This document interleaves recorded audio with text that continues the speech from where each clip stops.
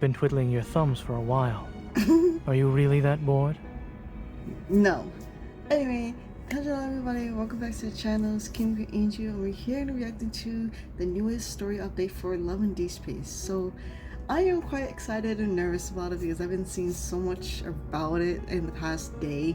I've been trying so hard to go like spoiler free, but obviously that's kind of hard because a lot of people do like to talk about it within the first few hours of the story update. I just haven't been able to check it out yet until now. Oh, look at him, he's yawning. Oh, look at him. Anyway, so yeah, so we're gonna go through the story update. As I remember, it's supposed to be 4 chapters, so we're just gonna separate it into 2 parts for this video reaction. It will be 1 part for Sylus' story and 1 part for Zane's story. I think Sylus' story is up first, so we're gonna go through his first. And also, first and foremost, thank you guys to whoever voted in the poll. I'm just kind of surprised that you guys are interested in hearing me voice my real-time reaction to the story instead of me doing following thoughts about it at the end of the video. But we're gonna be going through this. I am quite excited, and it says new objectives. So this is the thing for death and rebirth. So let's go check it out.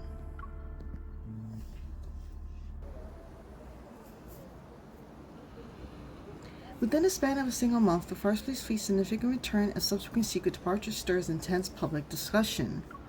The rumors that circulated when Skyhaven was under martial law discussed the fleet's armed operation to eliminate certain anomalous wanderers. Okay, so this is after Caleb's Skyhaven story, the Homecoming Wings. And at the time, it was found out like, oh, the First Place Fleet and like Ever and all this other people were kind of in cahoots and collaborating for trying to deal with this whole wanderer situation, or they know that the fact that these wanderers are kind of off, to say the least. It's kind of like more dangerous wanderers.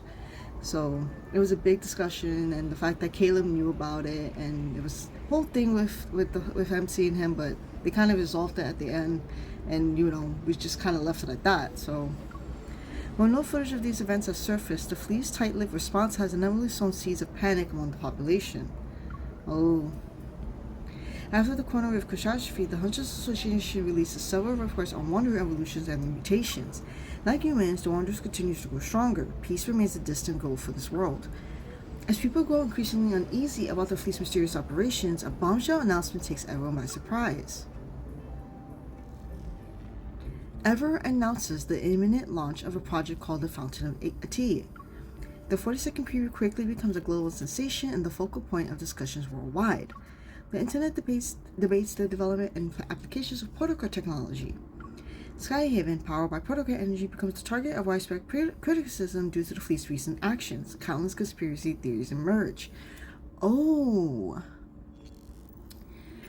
Okay, so they did say at the end or like the beginning of the Homecoming Wings that they were announcing like a whole new like security thingy, talking about how this is going to be the future of the technology for wanderers, helping people about it, and us as the Hunter Association was kind of really suspicious of how they were acting about it, considering that as the Hunter Association was finding out more issues with them, they were trying to like one-up them and doing all this like ideas and reveals and all this other stuff, and it was becoming like a whole problem. So, and now with the First Place, now that they're not saying anything because we know that they're kind of in cahoots with them, now everybody's like, oh, this is a bad thing. The community is not happy with them. Oh, this is something. Beneath the floating island, Lincoln's scattered lights weave an intricate web across the land. In the windless night, dark figures fill the glass walls. They're quickly masked by the red glow of aircraft warning lights atop skyscrapers. The unrest brewing online seeps quietly into the physical world and ferments under Lincoln's facade of normalcy. Ooh, things are turning bad then. Waves of controversial topics stroke the growing public outrage. The association becomes a primary target of this rising tide. In response, the association implements a series of countermeasures. This includes the covert relocation of the spatial core stored in the association building. Ooh. Ooh, this is good. Look at all the online discussions. It's a circus now. What is Ever really up to? Did you guys find any leads? Throwing around phrases like groundbreaking achievement and the next step in human evolution. They've got guts. In the self-driving protocol vehicle, Simone scrolls through an endless streams of updates on her phone. Given their extensive research into protocors, they do have the credentials to back up such claims. As a protoist, I'm all for advancing protocore tech. But Ever? Yeah, it's obvious that Ever is doing bad, shady things. But we can't really out them because they're kind of just a big global company that everybody kind of respects. So it's kind of hard to be like, oh, they're doing all this stuff without really having like the big proof or whatever. It's really difficult for the Hunt Association to see this. With methods as sketchy as theirs, they might drag us down with them. Mm-hmm. The Fountain of Ate has reignited the purest attacks against protocors. At their core, the Prototist and Purist represents two opposing viewpoints, support for the development of protocol technology and the opposition to it. The Purists believe that although protocols are powerful, they're dangerous. There are too many unknowns, and overzealous research can lead to a catastrophic crisis. In earlier years, they urged humanity not to be blinded by profit. They argue that using Earth's natural energy resources was the only way to ensure civilization survive in a stable condition. Our latest missions have been targeted by their radical members. That's why we need to transport the Spatium Core in secret. Both of you need to be on high alert. If those purists dare to cause trouble, they can say hello to my protocore particle cannon. Simon is like, Simone is just a bad bitch. That's what it is. We shouldn't be too hostile. While they're traditional, certain prototists can be just as extreme.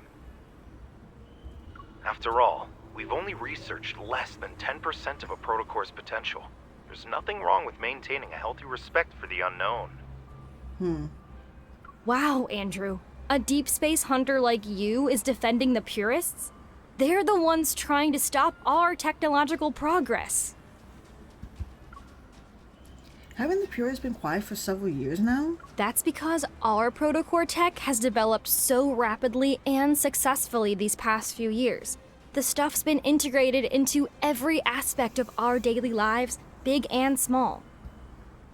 The purists always insisted that humans shouldn't develop protocore technology. But the reality is, humanity can't live without it now. Facts speak louder than words. Improving a person's quality of life, fighting wanderers, and helping humanity explore the deep space tunnel and secrets beyond our universe. The Prototist vision for the future is being realized one step at a time. Without concrete evidence to support the purist claims, it's only natural that they lost ground. What about you? Whose side are you on? Chocotis? I wouldn't even know, because it feels like protocors... Well, protocors can be good if they're actually with good people knowing what to do or what they can do, do good with it. But right now, it seems like there's a lot of bad people who are using it for bad, and that's what's kind of taking over all the good stuff that protocors can do. Oh, I don't know. Should I just take this one, the last one, because I don't know what that is? I side with the limited edition chocolate pie from the Association cafeteria. It's delicious and replenishes your stamina. The vehicle passes through the tunnel, which is the last highly dangerous point on our designated route. The secure vault is at the end of this road. Metaflux levels are within a stable range. Begin storage intake procedures. We really worked hard today. Since this is our last shift, let's finish strong. Late night snacks are on me. Wait, there's a massive surge of Metaflux headed straight for us. It's coming in fast. The readings are normal. You guys... What? Oh! Oh my... What the fuck? What just happened? At that moment, a truck wreathed in flames and crackling with powerful metaflux comes barreling towards us from behind. It's going at full speed. We just got hit by a truck, or like a hit by like a powerful, like... As soon as Simone and I jumped out of the cargo hold, our transport vehicle is violently thrown into the air. An explosion releases searing heat behind us. We have an emergency. Transport vehicle... Was it 109? 109 is under attack. Coordinates are being transmitted, requesting backup. Wow. Before we can find our footing, there's another explosion. What? Okay. Protocol particles drift around the overturned transport vehicle. Through my blurred vision, I see several distorted figures emerging from the flames. Go. You're free. The unfamiliar voice is masked by the crackling flames. My ears are still ringing, and I can't tell if what I'm hearing is real or just in my head. It's a shame we're seeing each other again when you're in such a pitiful state. What? Did Josephine ever mention our time together at the Gaia Research Center? Oh no, she's one of the researchers from the experiments back then? What? Who are you? I guess not. Excruciating pain tears through my entire body as my heart begins to tremble uncontrollably. Who I am doesn't matter. The real question is, who are you? Ooh. She suddenly grabs my throat and a sharp pain pierces my neck. It's like 1,000 needles just stabbed me. I feel like I'm suffocating as I lose control of my limbs. My heart pounds violently while a chaotic force stirs within my body.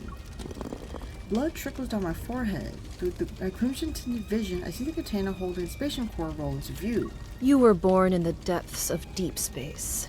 You were supposed to be ours. A one-of-a-kind, precious creation. Oh no, they found her. Like, what the Without the key, the fountain of Ate will only remain a poor imitation. Dazed, I feel something fade cracks. Suddenly, unprecedented power surges through my veins and bursts forth with brilliant light. The key belongs to no one else. You are the one who holds all of its secrets. What? Transporting the spatial core was a classified mission for special operations. The attack wasn't revealed to the outside world. After spending 2 days in the hospital, Simone and I were ordered to suspend all missions and focus on resting until we made a full recovery. Afterward, Jenna secretly visited us to reveal the truth. The association president, as well as others, suspected there was a high-ranking mole in the association. Since Simone and I were now known to the enemy, we needed to lay low. Our temporary suspension was to protect us and serve as a smokescreen. Externally, the radical purists needed to be handled with caution. Internally, dealing with the mole would inevitably disrupt their plans.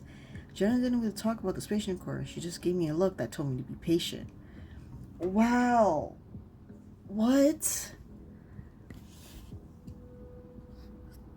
Oh, man.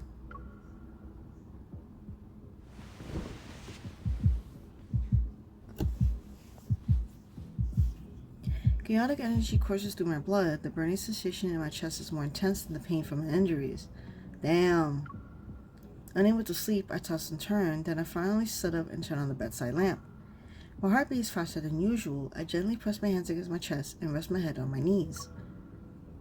I can't believe I ended up absorbing the spatial core. Why me? Oh my god, she just took... Actually, that makes sense, because she kind of can do that with her ether core and her resonance, but like, she ended up just taking the core. She's now the core, the key. Or she's like more powerful because she took it. What? Another sharp pain strikes my chest as several strange energy streams are torn apart. They proceed to merge together and create an endless, restless turbulence. Oh, she's probably feeling so uncomfortable. Did Josephine ever mention our time together at the Gaia Research Center? The key belongs to no one else. You are the one who holds all of its secrets.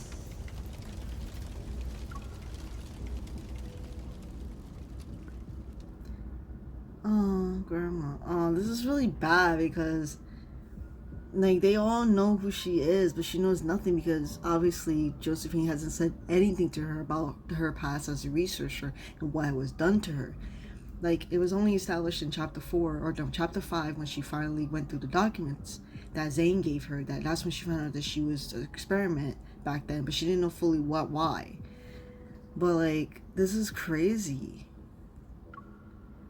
The research materials Grandma left behind might not just be an unfinished story. They could be a link in a much larger chain. Unicorn and the Gaia Research Center, that's where time has sealed away the truth I seek. The Gaia Research Center, if I remember correctly, it was in what used to be the most prosperous district, now known as the N109 zone. Oh! So that's why Sylus in his story said, like, oh, this part was a research center, and then they just left it alone after everything that happened. And Ever was the one that kind of like covered it up or something.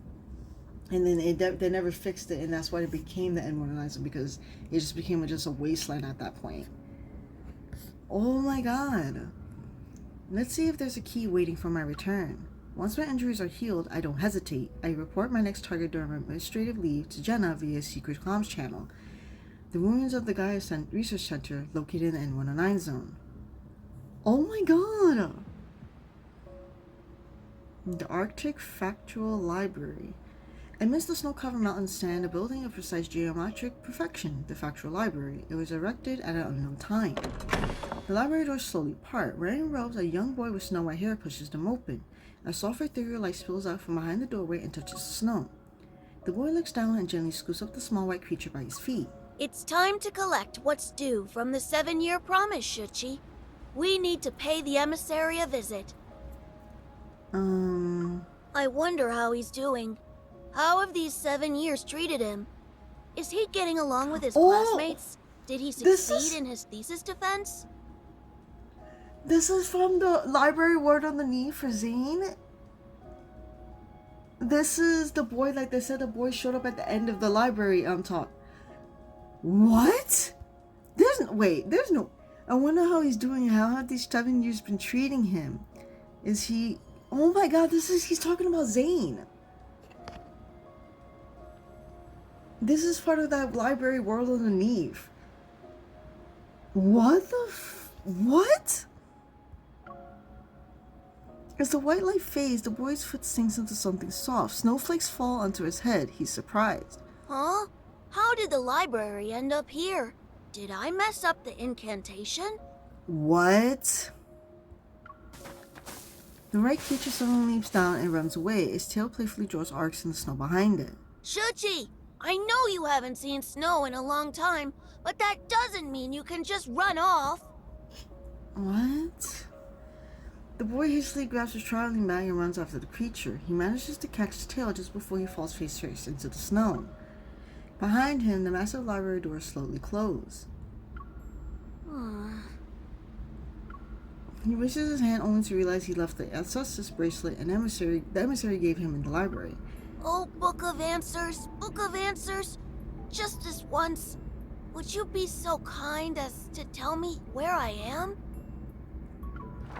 His bag suddenly bulges as the thick book emerges from it. Opening itself, it rapidly flips through the pages before finally materializing 2 words, the Arctic. How long will it take to get back to Lincoln City? The Book of Answers flips its pages once more, 8,000 kilometers. In the desolate Arctic, a boy and his companion silently drag their luggage, their figures gradually vanishing into the endless expanse of white. I'm so... What the fuck? This was just the first chapter, what the fuck? Oh my god. Wait. So, someone attacked Simone and MC because they were delivering the space record to try to get to a secret location because they know that someone was going after it. But sadly, they got caught, and some random lady who knew obviously who MC was asked if she was ever mentioned to her by Grandma, which is Josephine, meaning that she was part of the research team. So she knows all about MC. And now the Gaia Research Center used to be in the N109 zone, or was at the N109 zone before it became the N109 zone. Now that boy who's mysteriously here with a library, that obviously talks about Zane. Because of the fact that he's like, oh, now he's been 7 years starting my classes in thesis defense, when that was Zane's thing. And the fact that in the world underneath, that was Zane's story. Like, where is it? The factual scene right there. Oh my god, this is not. I'm already panicking. I'm not. Okay, this is tripping me out. Okay, so are we at the N109 zone now? Living in the southern area of Lincoln City, I drive down Bear Boulevard. The scenery on both sides of this wide side slowly deteriorates. After I installed the anti-interference chip Sylus sent me on a motorcycle, I've been able to freely pass through the portal field disrupt no hunt zones number 62 to 65, and arrive at what once the most prosperous tech hub in the region. Now it has become criminal's paradise, the N19 zone. The abandoned building where I first met him still stands in a desolate courtyard.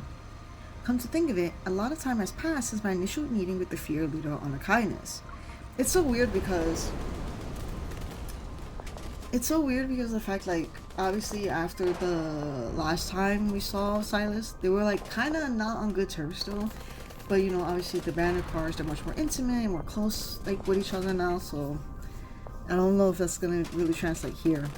After entering the N19 zone, the streets were deserted. Not a soul could be seen, but it becomes livelier as I approach the central district.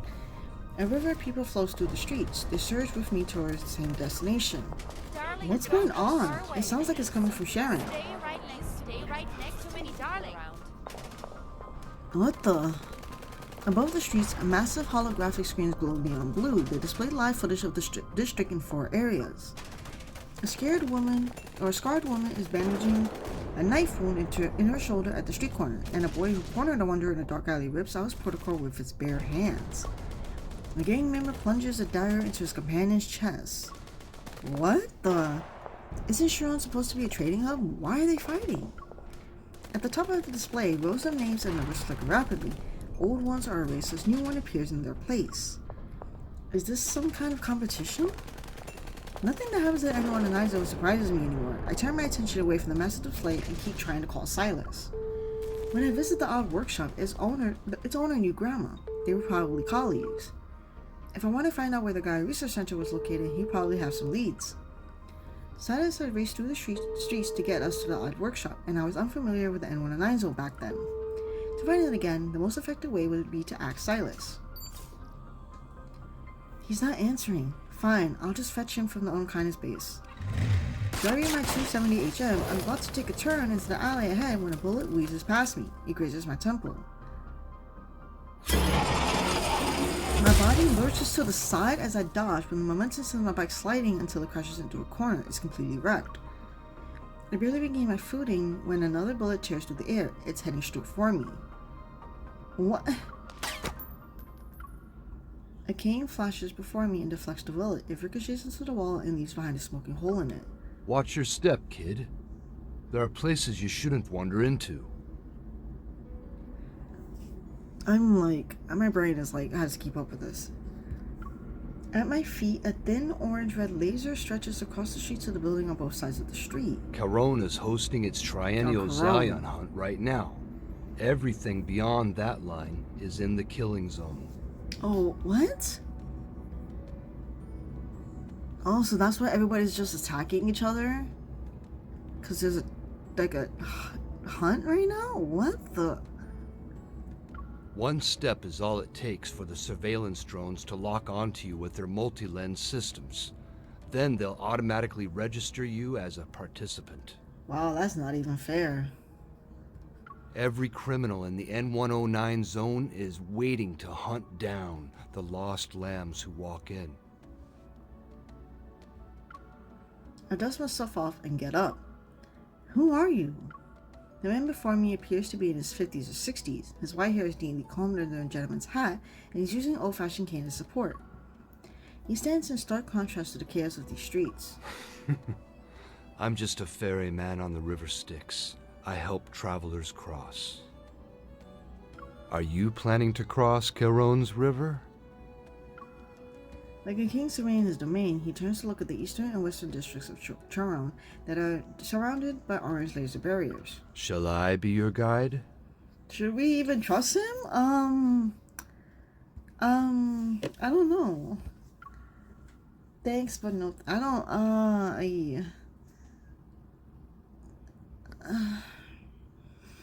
my first thought is to go thanks, but no thanks, because I can't trust at this point, I feel like. His offer seems harmless, but that curious glint in his eyes makes me hesitate about accepting his help. Experience has taught me one simple lesson. When someone becomes interested in you, trouble isn't far behind. Thanks, but I'll take a different route. The killing zone spans across 8 streets, and the arena in Caron's central district is its epicenter. Ambushes like the one you experienced can happen at any moment. Taking a different route might not be the best choice. Right before my eyes, he steps over that orange red boundary, but the attack I expect to happen never occurs. I cross my arms and study his gaze, which seemingly shines with goodwill. Are you trying to make me ask why you were an attack? He reaches behind his ear and produces a round chip no bigger than a fingernail. This is an ID camouflage chip. If you have one, it masks your biometric data so you can't be traced. Oh, so they won't even know that you're around. As long as you're within 3 steps of me, you'll be within its range of concealment. That's a really short distance.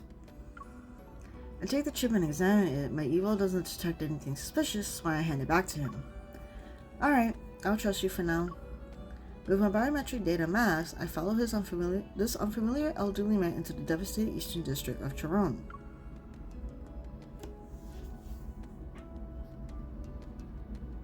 Oh, that was damn! That was so short. I was expecting more to happen for this second part. Okay, so for some reason the M109 zone has a hunt happening, a Zion hunt happening, where if you step in the radius, you are doomed to essentially die. Like, that's kind of nuts. Like,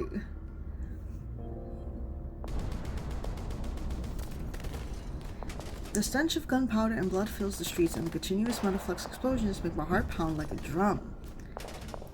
If you're not like those criminals, then you shouldn't mind answering a few questions. What are the rules for the Zion hunt? A cold wind sweeps past us as 3 humanoid wanderers crashes into a roadside shop. They grab and tear persons' limbs apart. Why are we watching this? What is happening? A sudden and protocol explosion engulfs the storefront. They're like that. Hunts of the primal variety. People become hunters and prey to fight for a gold coin. With it, they'll be granted one wish from the Lord of Caron.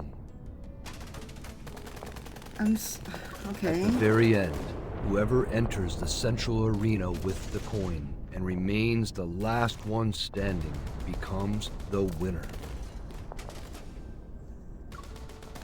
From the upper floor of a shop, a drunken man leads halfway out. He quietly raises his gun in our direction. You can use evil weapons, protocore weapons, and your own fists.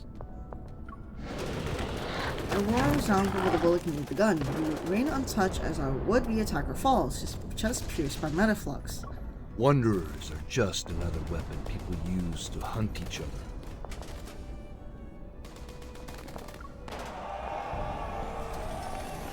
The drones record everything. The screen immediately cycles between shots of death and victory. Somewhere in the darkness, thunderous cheers erupt from the crowd. Man, this is really something. I don't know how to feel about this. This is so, like... Yeah, like, I'm kind of speechless because this is so bad. Like, that they're just having this hunt, like, tournament-esque to see who, like they're just essentially murdering each other and seeing whoever has this coin to be the winner. But what's the prize? Like, what a waste. I've seen him before. He's formidable when he isn't drunk. The man stops, his hand claps over his cane. He loses his eyes as if to reserve a moment of silence for the disease. Isn't it brutal? I hope you weren't frightened. It takes more than that to scare me. I've witnessed deaths worse than this. Indeed. Life has a way of catching us off guard. Stepping over the fallen body, he leads me to a place with a brilliantly lit sign that reads, Elysium, the true paradise.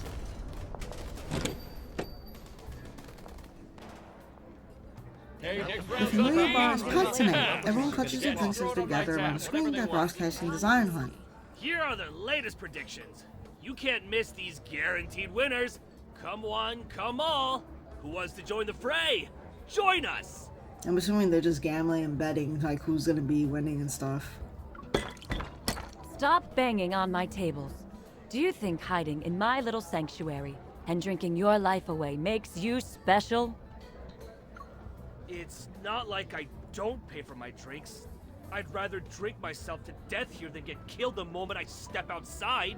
No, yeah, I think that might be better. I don't know. That's just, I don't know. This is so like nutsery. I'm so like lost and I'm trying to process everything right now. I miss the cacophony of voices urging people to place their bets. This dangerous business viewed from human lives proves to be very enticing. A lot of folks are placing bets this year. But being the hunt's primary target isn't exactly a blessing.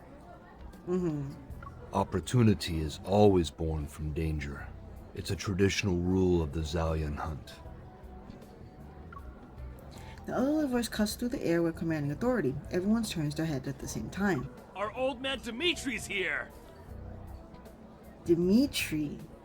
Who's your pick this year, old man? I need to discuss something with a friend. Would you mind waiting here for a moment? The meal sets here are good, and the drinks are decent. Give them a try if you're interested. I politely nod. However, I decided not to touch the food in this place. Oh, dear. Why did you say our drinks are decent? You're so picky, Gramps.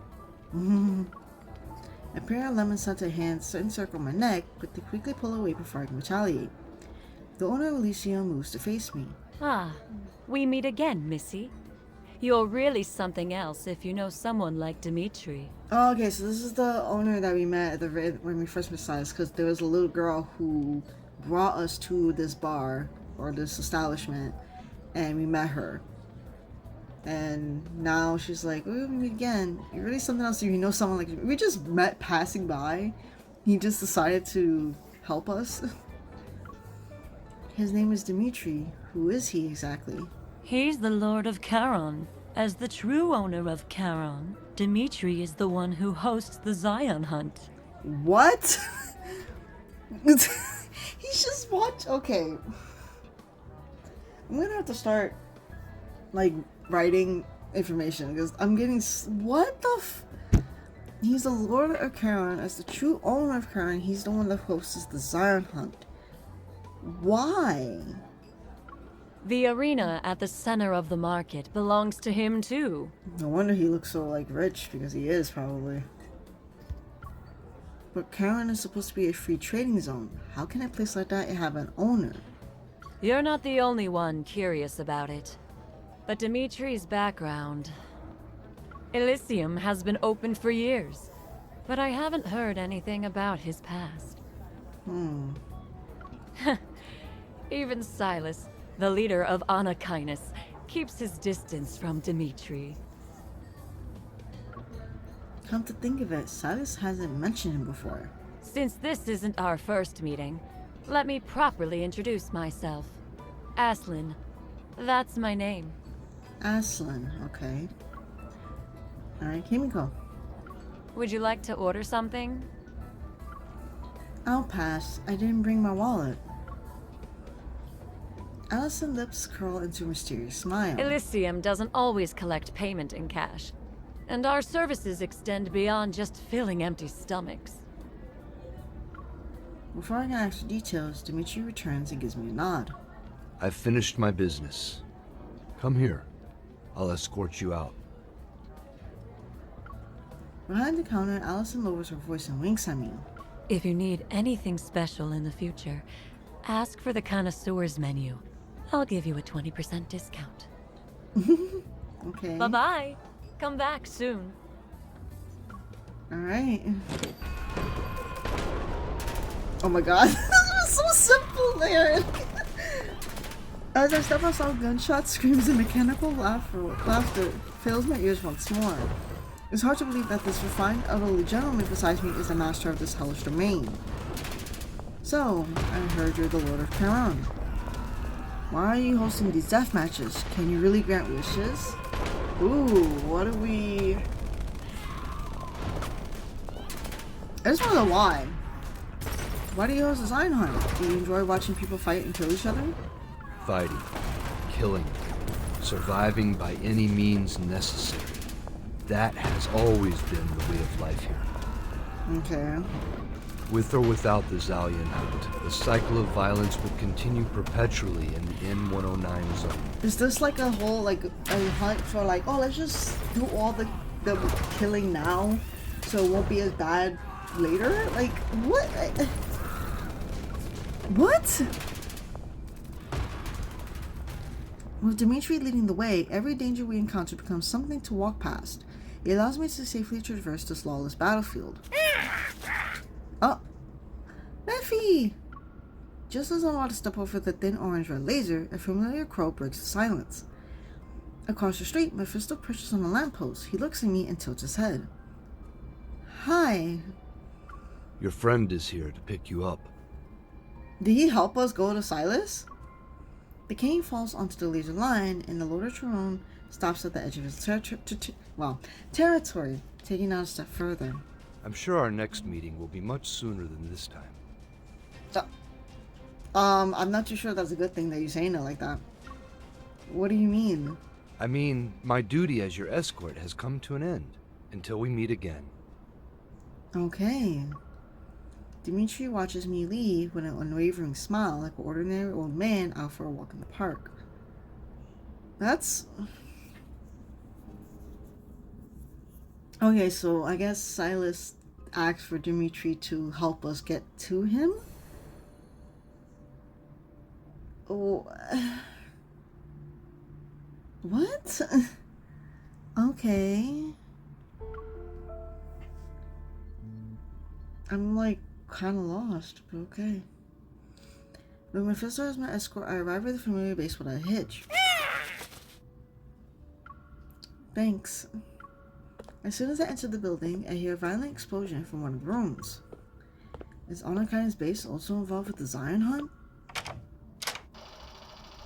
The room is dark. Mindful of Silas's sensitive eyes, I turn on the floor lamp at its lowest setting. In the center of the room stand 4 egg-shaped gaming pods. 3 of them are rocking back and forth. Their surfaces covered in LED lights pulsate in tandem with the explosion sound effects. Are they fucking gaming? These fucking idiots! We wasted our time coming here. You guys are gaming? I woke up to Silas's gaming pod and knocked on it several times. I can't. What the fuck? Sylus! Mephisto's been caught. The base is surrounded. They're after you. Absorbed in his virtual world, Sylus doesn't respond. Oh, come on! I walk away and settle into the 4th gaming pod, the only one that's empty. This is so funny! Inside, the surrounding screens transform into an endless expanse of stars. Realistic sound effects immediately fills my ears. I fire up my spaceship and set it off to pursue Silas's fleet. I lock onto the engines of the first ship I see, grip the controls and open fire. Who was that? That's brutal! That's... Pressing home by advantage, I target the next ship is immediately destroyed. And just like that, the only one ship remains in the game aside from mine. It must be Sylus's. I activate the ship AI and lock onto ship Q313. Would you like to initiate tracking? Divert all power to the engines. Don't let him escape. The ship's engines burst with brilliant blue light as it surges towards Silas's vessel. Ship Q313 remains unfazed. It gracefully spins away from my attacks as I close in. However, the elegant move proves to be costly. The ship's tail grazes a meteor, which triggers red warning lights inside his cockpit. Simulation ends with a blurry alarm still echoing as the gaming pod slowly opens. Sylus emerges and removes his hologram helmet. They were deadass doing like VR shit? What the fuck were they doing? Why were you so riled up? You blew up half the battlefield, too. Are you satisfied now? I'm short on time. After I ask my question, I'll go. I expected him to make excuses while losing the game. Instead, he furrows his brow while he stares at me. Man, he looks so good in this. Wow. I feel like I've never seen this outfit. Am I bugging? He just looks good. What? You had something nice to eat? No, I was just at Elysium. The owner and I caught up. Playing dumb isn't very nice, kitten. Of course he knows what we're doing, even though he's apparently gaming with his sons here, Luke and Kieran. That's so funny. That's so cute that they're just taking time to game together. Like, why is that such a wholesome moment? Like, we're here trying to, like, you know, survive because the Zion hunt is happening in the freaking outside of their base. And they're just chilling, having a good old time. Like, as he speaks, he moves closer to me as if sensing something. A special protocore. Is it an ether core? Oh, does he know that we have the spatial core? Because I assume he does. Sylus' accurate assessment catches me off guard. While trying to keep the energy within me stable, I turn to look at him and respond with an inquisitive smile. What's wrong? Weren't you always hoping I'd get stronger? Who gave it to you? It's related to it. Technically, I did. It's my fault that I took it, but it's related to an incident. A few days ago, the Hunters Association protocol transfer vehicle was attacked. I was on it. I heard. The Association getting humiliated is an excellent source of entertainment for the N109 zone. A strange person infiltrated the group of attackers. She found me and started talking about these bizarre things. That stuff is still uncertain, so I decided to tell Sylus on the simplest parts. Just as I was on the verge of losing consciousness, my body instinctively absorbed the spatial core. His Adam apples bobs once, and I catch a glimpse of the protocol in his eye emitting a dizzying red glow. Oh. Before I can get a better look, he walks in the minibar. He downs a glass of liquor in one go. Oh, this is not good. This is serious. Okay. I'm assuming, like, he knows that she has more power and he really feel it. Like, it's gonna be a problem. Oh my god. What the... The turbulent energy within me finally settles down, and I realize Sylus is locked in an intense battle against his desire for protocores. Setting aside the possibility that you're here to show off your shiny new protocore, what brings you to the N109 zone? I walk towards him and bring up a holographic map on my watch's interface. This map was created during Lincoln City's final field survey before the Chrono Rift catastrophe. And? As I continue to zoom in on the display, the words Gaia Research Center appears on the map. The person who almost killed me said I first appeared here, during one of the Unicorn Research Team's experiments. Sylus glances at it before turning his attention to the chessboard on the table. And you actually believe that nonsense? I need to go there and find answers. Then I'll know if she's lying or not.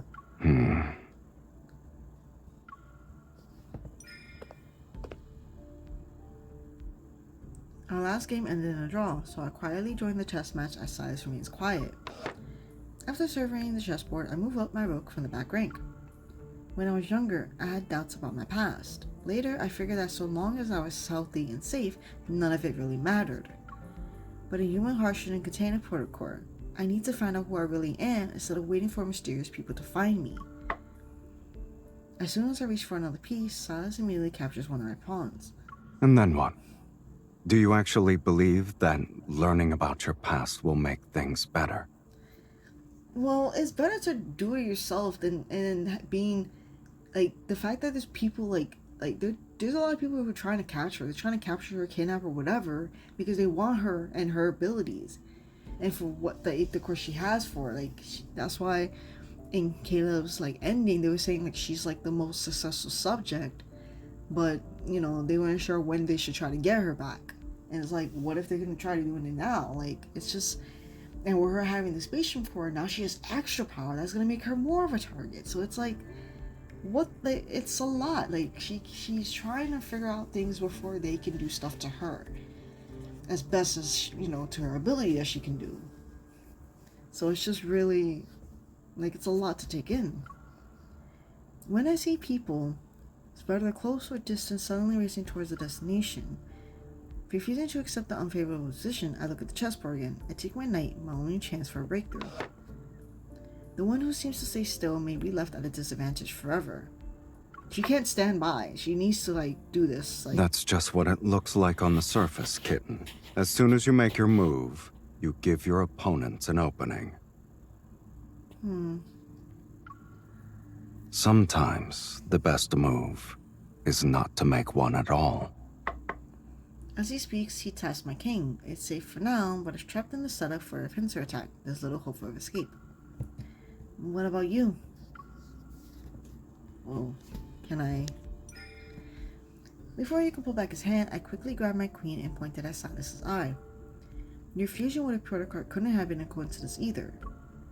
Is that a friendly piece of advice or a warning? In our brief standoff, he finally shows his first smile of the day.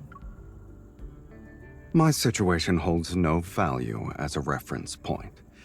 Those words were nothing but a distraction so I could win the game. Sylus grabs the chess piece from my hand. Taking my wrist, he guides me to the floor-to-ceiling window. As the curtain slowly parts, they've revealed the night sky. Below us is the N109 zone in its entirety. Since 2034, the N109 zone has undergone multiple rounds of reconstruction. Look at the outside world. Can you match any of these roads to that old map of yours? Oh yeah, because none of it would make sense at this point, right? The one straight street became a maze. Nearly all of the landmarks have vanished. Yeah, nothing's the same anymore. Surely the people who used to live here... They left. Ever as agent handlers for gathering intel? Dead. What about the odd workshop's owner? Surely he's... Unfortunately for you, he just left town yesterday. He won't be back until next month at the earliest. I frown as my leads get cut off before me. Do you really want to know? Even if I didn't, people keep forcing me to find out. He pushes me closer to the window. Then I realize it. The only person who knows the truth has been right here all along. There. Underground. Following Sylus's gesture, I see it. The massive holographic screen in the sky. It's the heart of the Zion hunt I experienced today. A paradise of bloodshed and revelry. The Corone area. The Sharon area? Arena. It's not area. Arena. Okay.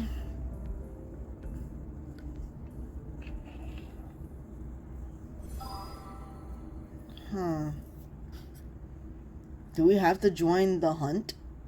Is that what it is? Saying joining the game? Or we have to join the hunt just to get by? The massive holographic display makes everything feel strangely unreal. The latest ranking continues to scroll by. The individual in first place has remained unchanged since this afternoon. To hold the top spot for so long in such a brutal hunt, he must be strong. He's been at the top since last night. He's good. I'll give him that. Each change in the ranking marks the end of another life. They know it's suicide, yet they still eagerly rush in. Is that coin really worth it? I see you know a thing or two. But fewer than 30% of the participants are there for that coin. In the N109 zone, what matters more is the desire to hunt, the thirst for bloodshed, the craving for domination. Yeah, so it's not about the coin, it's the fact that they just want to do this. Like, they like the fact that they can do this. Oh, man. Or a means to prove one's loyalty. He steps away from the window and the curtains close behind him. Through the gap, a red X appears over the first place portrait before it vanishes forever from the giant screen. Based on your experience, how much longer will the hunt last? Since the dazzling neon lights have been blocked, my thoughts become clearer. The safest option would be to search under the arena after the hunt ends. By the looks of it, the finals will start tomorrow. This stage always ends quickly. It never goes beyond 6 or 7 days. This year's hunt has some extra stakes involved, so the finals will be more intense. It'll be over in 2 days. After that,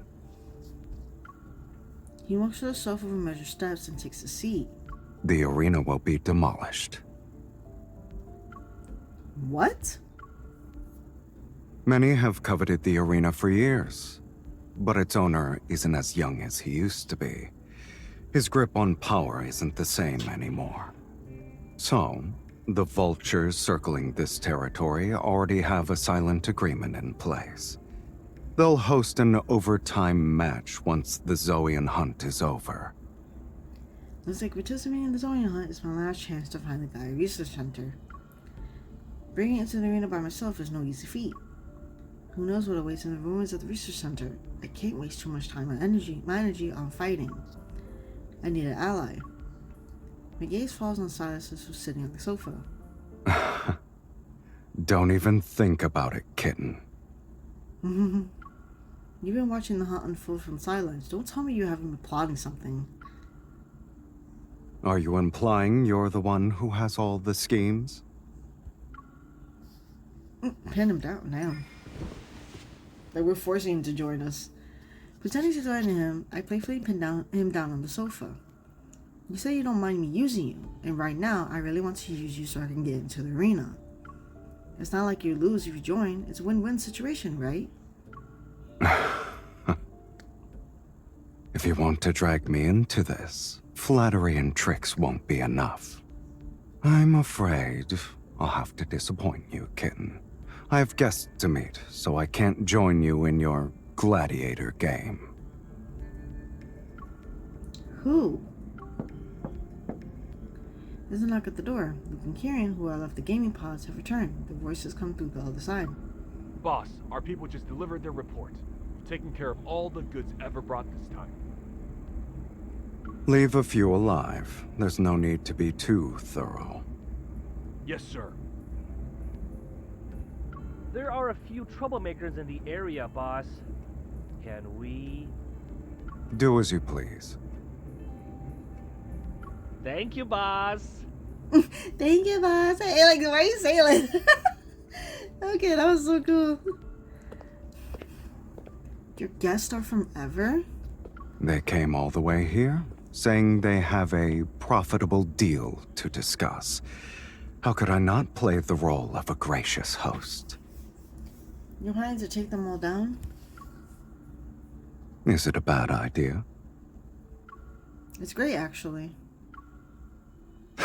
When we're in graceful stride, he helps me stand, grabs my shoulders, and turns me around. Come. It's not like you're busy. Let's see what kind of presents they've prepared. Oh, okay.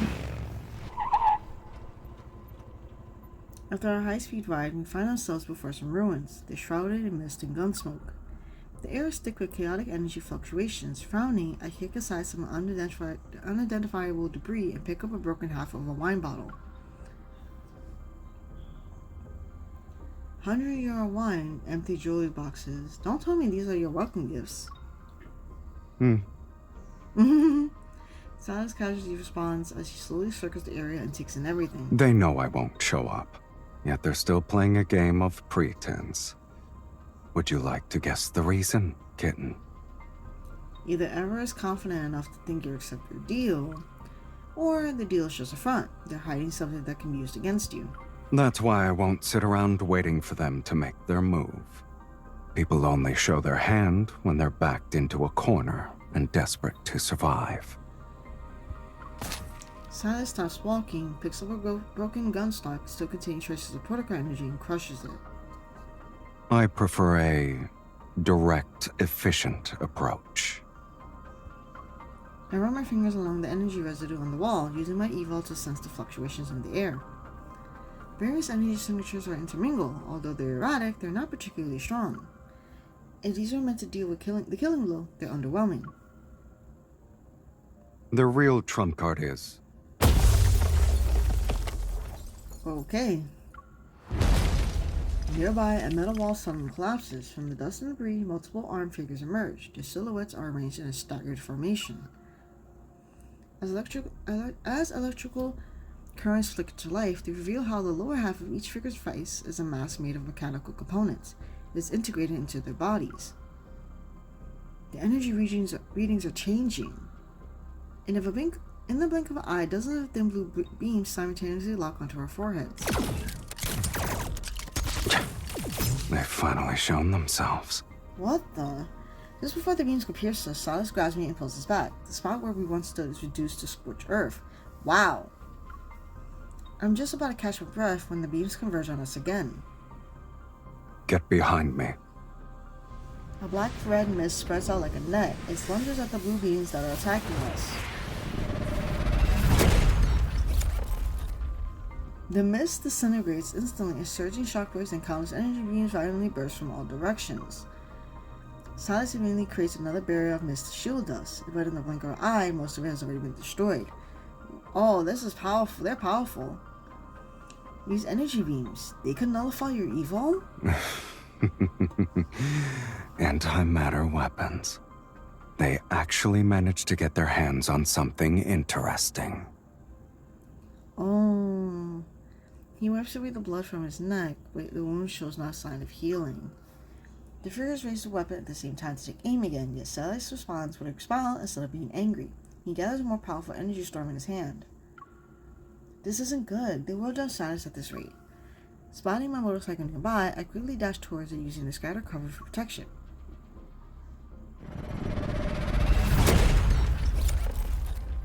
After another explosive blast, I race through the lane with dust cloud and return to Sylus' side. The thunder roar of my bike engines envelops us. Come with me. The motorcycle roars at full throttle as we weave through the N109 zone. The sound of gunfire is hot on our heels. I duck and dodge the explosions around us, and while Sylus is sit back in the passenger seat. He uses his protocol weapon as if he's playing a shooting game. Are those really antimatter weapons? Sylus, were they specifically designed to take you down? They're just cheap knockoffs, kid. Keep your eyes on the road. Besides... A group of shadowy figures closing in behind us falls as Sylus' evil strikes him down. I'm not alone. I have you. Aww. Two motorcyclists in black clothing from both sides. They're trying to slam into me at the same time. I'm just a driver who's following the traffic rules. Already at full throttle, I make a split-second decision to stop on the brake. I let my motorcycle fall back to dodge the coordinated attack. They're putting up quite a fight. Wow. How are you planning to shake off these guys? They don't have the energy fluctuations I've seen from those monsters, nor do they show any signs of being modified. But their movements are mechanical and rigid. It's as if they're following someone's commands. Oh no, is it like the chip stuff? Like they're kind of just like robotic in that way? Oh no, this is not good. We don't have much time. We're just showing them 2 blocks. You better not forget to turn. Let's not crash into it, kitten. The boundary of the killing zone is ahead. The last untainted street marks the line between sanctuary and hell. A perfect foolproof plan quickly forms in my mind as I push my motorcycle's horsepower to its limit. True, entering with a leader of unkindness. Amidst the wild hordes of our pursuers, I charge towards the laser barrier. Well, that means I might end up being a target with you. Time seems to slow down as the orange-red laser sweeps over the front wheel of my motorcycle. It washes over my bike and Sylus behind me. Clearly aware of Jerome's rules, our masked pursuers stop just before the boundary. They're forced to watch us slip away. Oh wow. So, oh no, that's like, oh my gosh, we're just getting hunted everywhere. Like, this is... We turn to enter a deserted alley. My motorcycle finally gives out. Sylus and I dismount. Uh-oh, we ended up here after all. Oops. But at least I hope you shake off those pursuers. I might have believed it was an accident if you didn't sound so enthusiastic.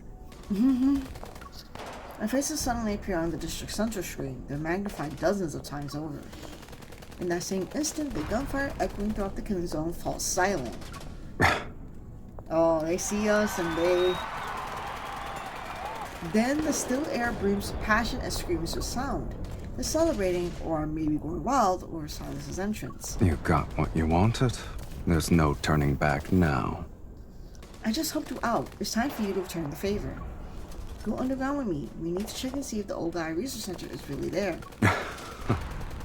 A life debt is impossible to repay. But since you asked so nicely, kitten, do I even have a choice? With Sylus' laughter still in the air, I navigate through the allies' debris and barricades and make my way towards the shown arena. Wait a minute. I'm starting to think you were planning to swoop in during the finals and catch everyone in your trap. I would never do such a thing. I'm not nearly as clever as you are. Wow. He says that like he's just being, alright, we get you.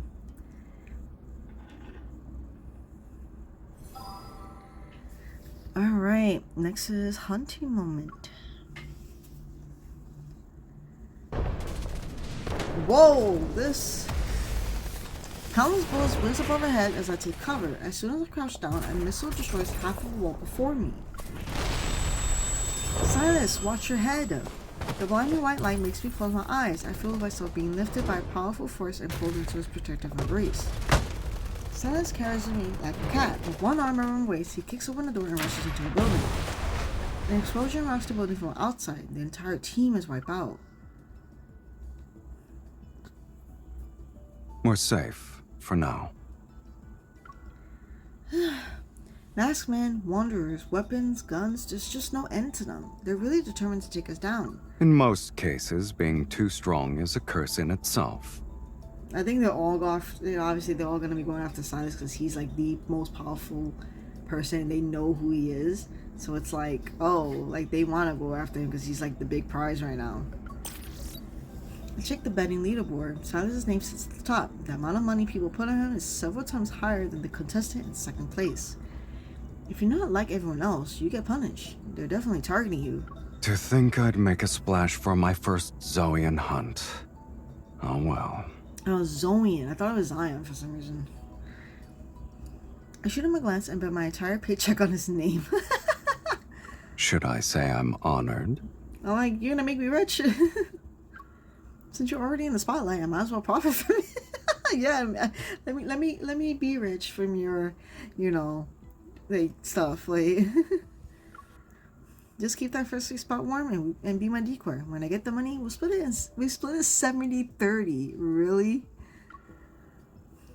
Anyone can make empty promises. And I'm not an altruistic philanthropist, kitten. Name your price. If I can afford it, then we have a deal. Oh, you can definitely afford it. Okay. It just depends on... Oh my god. Whether you're willing to give it to me. Oh my god, that's... His right eye begins to glow with an eerie red light. My heart races, and I try to look away so I don't get controlled.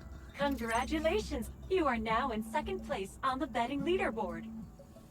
Okay.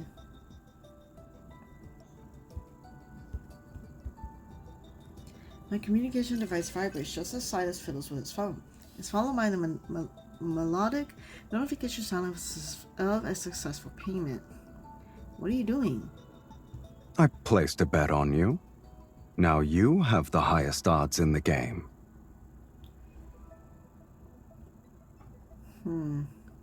If you win, I'll make a fortune.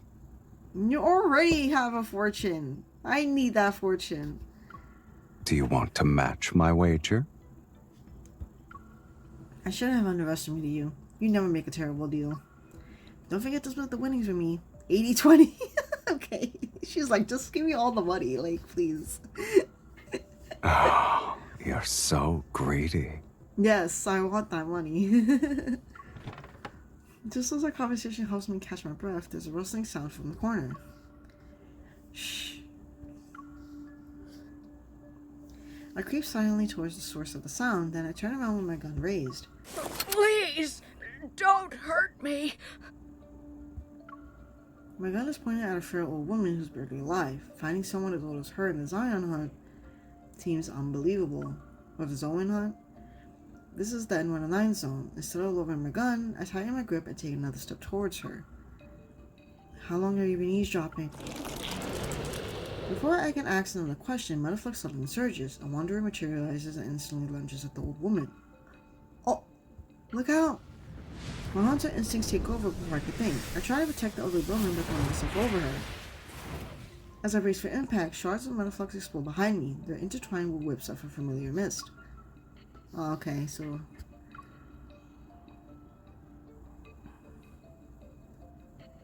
I turn around to see Sylus. Oh, okay, the hand. Why did that make me? Oh god. I know, like that's like a new animation that just made me. Oh, I love when they do that. That's, I love it.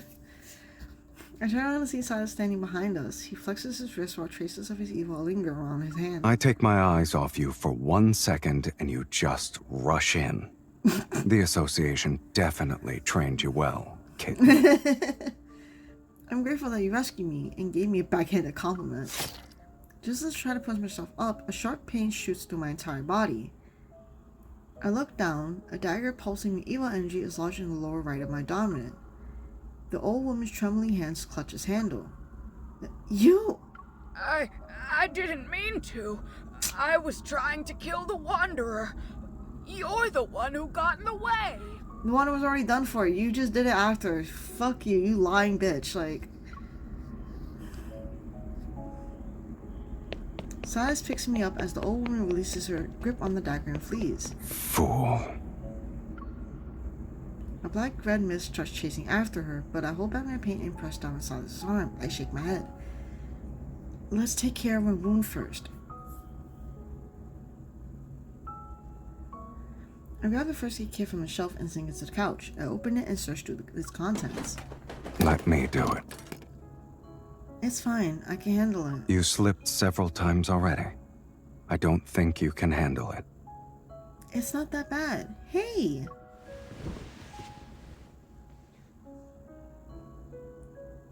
Black-red mist grabs my arms and lifts me into the air, yet my fall is unexpectedly gentle. I find myself lying across Sylus' lap as he sits on the sofa. The first aid kit lands next to us. You'll break the latch if you keep doing that. The medicine sends a sharp pain into my wound. Trying to distract myself, I stare at the tangled cables on the ceiling. Have you counted how many cables are up there? Shh, don't interrupt me. I only got to 27. Aww. My attention shifts and I meet his watchful gaze. Does it hurt? No, yeah, aww. It really hurts. This is a special antiseptic from Charon's black market. No one has ever claimed it doesn't hurt. It's extremely effective since it makes wounds heal 10 times faster than normal. Wow. Really? Then the pain is worth it. I lied. It's just a saline solution. Sylus discards the cotton ball after he finished cleaning the wound. He holds the hemostatic dressing between his palms, then he pauses. You seem distracted. Are you thinking about that old woman? Yeah. Are you mad? I don't think she is. I think it's just something. I wouldn't say I'm angry. I'm just curious about what made her and the other people who live here turn out like that. Maybe they don't think anything is wrong with what they've become. One man's hell is another man's paradise. He applies a small amount of pressure to my wound. I wince and catches playful glint in his eyes. You can barely take care of yourself right now, but you're still going to worry about others? Most people here are foolish. They run after their desires and never realize the treasure they were born with. Don't tell me you're talking about their lives when you said treasure. I'm referring to their soul. Sylus tilts his head slightly and points to his eye. Even at just 21 grams, the soul is one of the most precious gifts the universe has given to humanity. Whoa. When you collect souls, are you basically stealing from the universe? Did you just change the subject by making fun of me? Can you stand up? You shouldn't underestimate me. I jumped up from his knee and stretched my limbs to prove I'm fine. Don't push yourself. In this game of life and death, even the smallest vulnerability could cost you everything. Leaving right now wouldn't be a good idea. Stay put and keep quiet. Hearing the sounds of gunfire in the distance, I think for a bit before agreeing with Sylus' assessment. But just as I'm about to sit down on the couch, I see a familiar blue beam appear. Oh god. And they just came out of nowhere. At the last possible moment, Sylus and I leaped from the window and narrowly escaped the blast. In the depths of the dark alley, familiar figures emerge. It's those masked figures again. They're very persistent. They seem to be very confident in their antimatter weapons. In fact, they genuinely believe those are enough to finish me off. They might, though. What I mean was, don't underestimate them. I glance in the direction while I speak. There are 5 of them. The alley is in a dead end, so we can go left and flank them. Sylus, draw their attention. I'll intercept them. You already planned everything out, huh? He nods, then he takes 2 steps to position himself as my shield. Move quietly, and watch out for the other hyenas who are lying in ambush. Next, we got everybody who's like after us.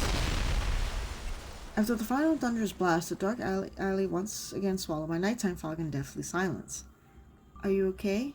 You stole the words right out of my mouth. Sylus quickly checks my waist for any signs of bleeding. Then he turns his attention to the broken weapons and lifeless figures on the ground. The numbers don't add up. Almost 10 of them are missing. Hopefully they're already dead somewhere else. They won't die that easily with weapons like those. They're most likely in hiding and waiting for another chance to strike. How did they know we were here? Did our popularity give us away? Sylus takes my wrist and his fingertip brushes against my inner arm. My fingers curl out a reflex. What are you doing? He releases my wrist and holds up an almost transparent chip between his fingers. Is that the chip that Dimitri had? Sylus crushes the item and drops its internal components to the ground. A tracking device. Oh. Wait, she had it on her? She didn't even know it. I try to think back to everyone who could have planted it on me, but there are too many possibilities. It can't be ever because we haven't really... What the f... Oh my god, this is... Yeah, the old woman just attacked me after.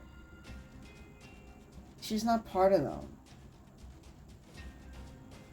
Would Dimitri be part... How did they ever even do that if they... What the f... I'm so like... Dimitri didn't... it doesn't seem like he ever touched me either though.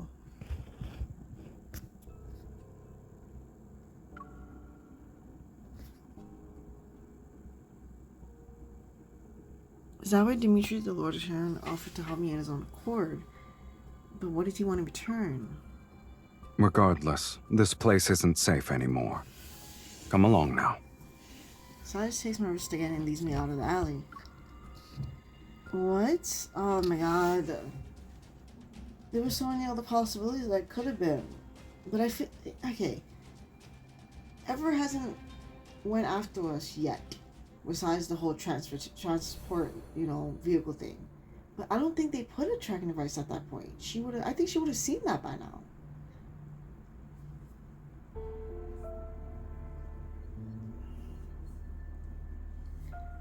I'm so lost because I'm trying to figure out who could have done that.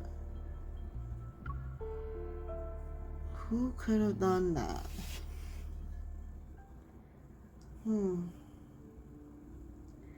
Velocity vintage cars. I thought finding a suitable hideout would take a lot of effort. But Sylus knows exactly where to go. He quickly leads me to a vintage automobile repair shop here near the arena. Two vintage street lamps flicker inside. A desert highway backdrop and bullet holes decorate the entrance. It's quite fitting for our situation. After making sure we weren't being followed, I breathe a sigh of relief and pull up a chair to ease my pain. Ever just won't quit. Isn't there a way to deal with them once and for all? The arena fights are bad enough as it is. The ones we took out were only minions receiving commands. For signals to be distributed simultaneously, there must be a leader carrying the central control unit. We might have to figure out where that is. Take out their control unit, and we can disable the entire group. Speaking of which, I detected an unusual metaflux and fluctuation when I encountered them. Sylus turns around to look at me. What makes it unusual? I'm not sure how to explain it. Maybe it's connected to the control unit you mentioned. They've really been busy behind the scenes. They're using protocores like they're toys. Sylus averts his gaze and turns away. He walks to a corner of the shop. Change of plans. We need to step up our game. What? Find the leader, neutralize them, and extract the control unit. Yeah, so we have to go after them now. We want to do the reverse tracking? That might work. I'll use those unique fluctuations to locate them. Sylus crouches down by the decorated bar counter along the wall. The sound of rummaging soon fills the air. What are you doing? Oh, are you looking for weapons? I'm hungry, so I'm looking for food. I set up. My interest is piqued. Is this place one of your properties? Maybe. Those with refined tastes know how to seek out places that match their standards. The vehicles outside are enough to prove the owner's discerning eye. I spoke too soon. After retrieving a bag of food from the cabinets decorated like wooden crates, Sylus returns to the small table. A look of displeasure is on his face. These are emergency rations. If you're not picky, try to eat as much as you can. Canned food? That's not too bad. I thought it'd be much worse considering how you acted. Weren't you the one who kept asking for more home comforts at the base? That's different. The base is for living, but this place is for surviving. The standards are different. But seriously, have you thought about making your chefs develop canned foods? With their skills, we could have a gourmet canned food experience next time we end up in a situation like this. While I keep rambling, the cans are open and arranged. Sylus gives me a look, but he doesn't argue. What? How's your wound? No amount of talking will change that pain. I'm starting to think that the medicine wasn't normal. It hurts even more now that I've stopped moving. I like the fact that Sylus keeps on asking, checking, like to make sure like all the wound is fine. I take a huge bite out of the canned luncheon meat. I try to distract myself from the pain by chewing. As I reach for the energy drink, his hand hovers with the can. He sprinkles a medicinal powder over it. I stare in disbelief. Did you just spike my drink right in front of me? Are 2 painkillers going to be enough to knock out Lincoln's finest hunter? No. I know you want to stay alert. You're worried the extended release painkillers will slow your reactions. Keeping you safe for half the night will be easy. I'm here, which is more than enough. He picks up the can and moves luncheon meat aside from before setting it down in front of me. The small table becomes a chessboard once again, but this time my opponent sends pieces into my territory to supply his queen. As for whether you want to let your guard down for half the night, that's up to you, kitten. I just like how he said that like that.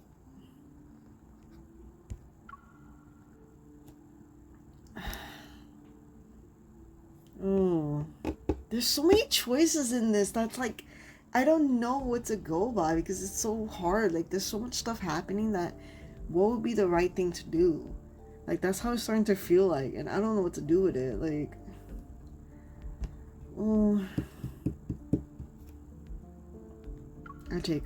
Since you put it that way, under his watchful gaze, I alternate between sipping my drink and eating. Man, this is so difficult. I quickly replenish my energy after consuming 3 cans of protein-rich food. The pain gradually dulls.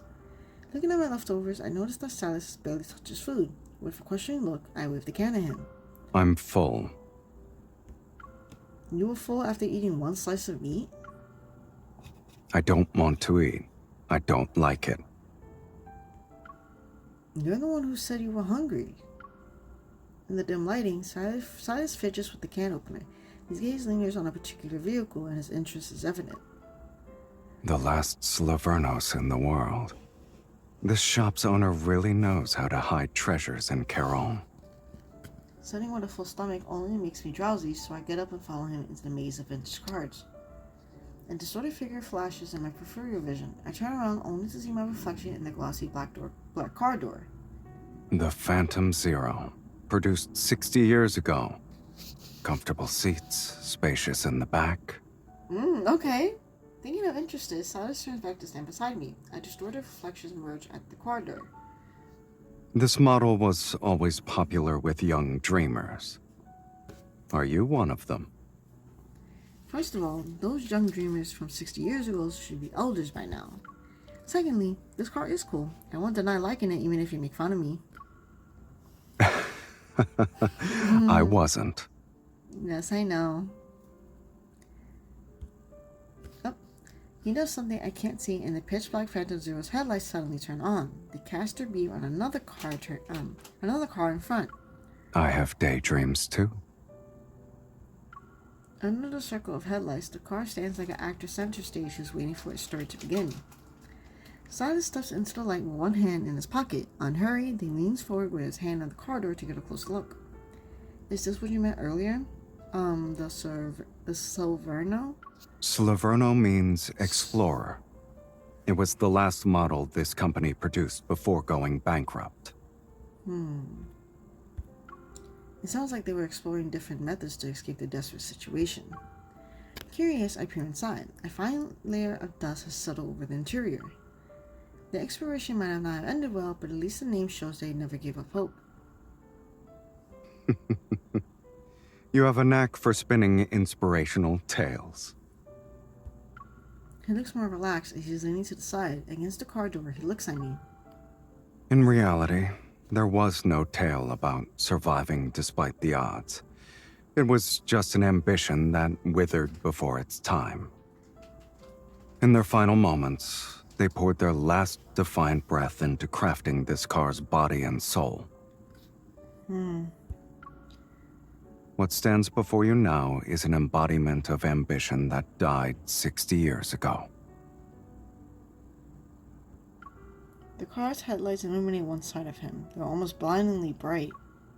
Looking at his reflection in the car window, I can't help but think that if this car had a soul, it would be just like Sylus. Oh, this is such a nice, cute moment. I understand what he's trying to tell me. The essence of exploration is desire, and desire in turn fuels ambition. It pushes us to explore beyond our limits. Just like me, you, and the others. Ooh. Me, who's always been searching for every kind of truth. Once I start looking for answers, I find more of them waiting to be uncovered. This quest for truth seems endless. Sometimes I'm afraid I'll be trapped forever in these endless layers of questions. I'll never find the ultimate truth. The sound of knuckles rapping against the corridor snaps me back to reality. The gaze half hidden in the interplay of light and shadows fixated on me. Don't worry. Your ambition means too much to me. I won't let it fade away so easily. Oh, that's so sweet. Have you ever heard the saying that fate will run its course? No, and I don't care. Seemingly done with the conversation, he stands up, takes my wrist, and leads me to the Phantom Zero. He opens the back door and tilts his head. Sleep here tonight. Sound good?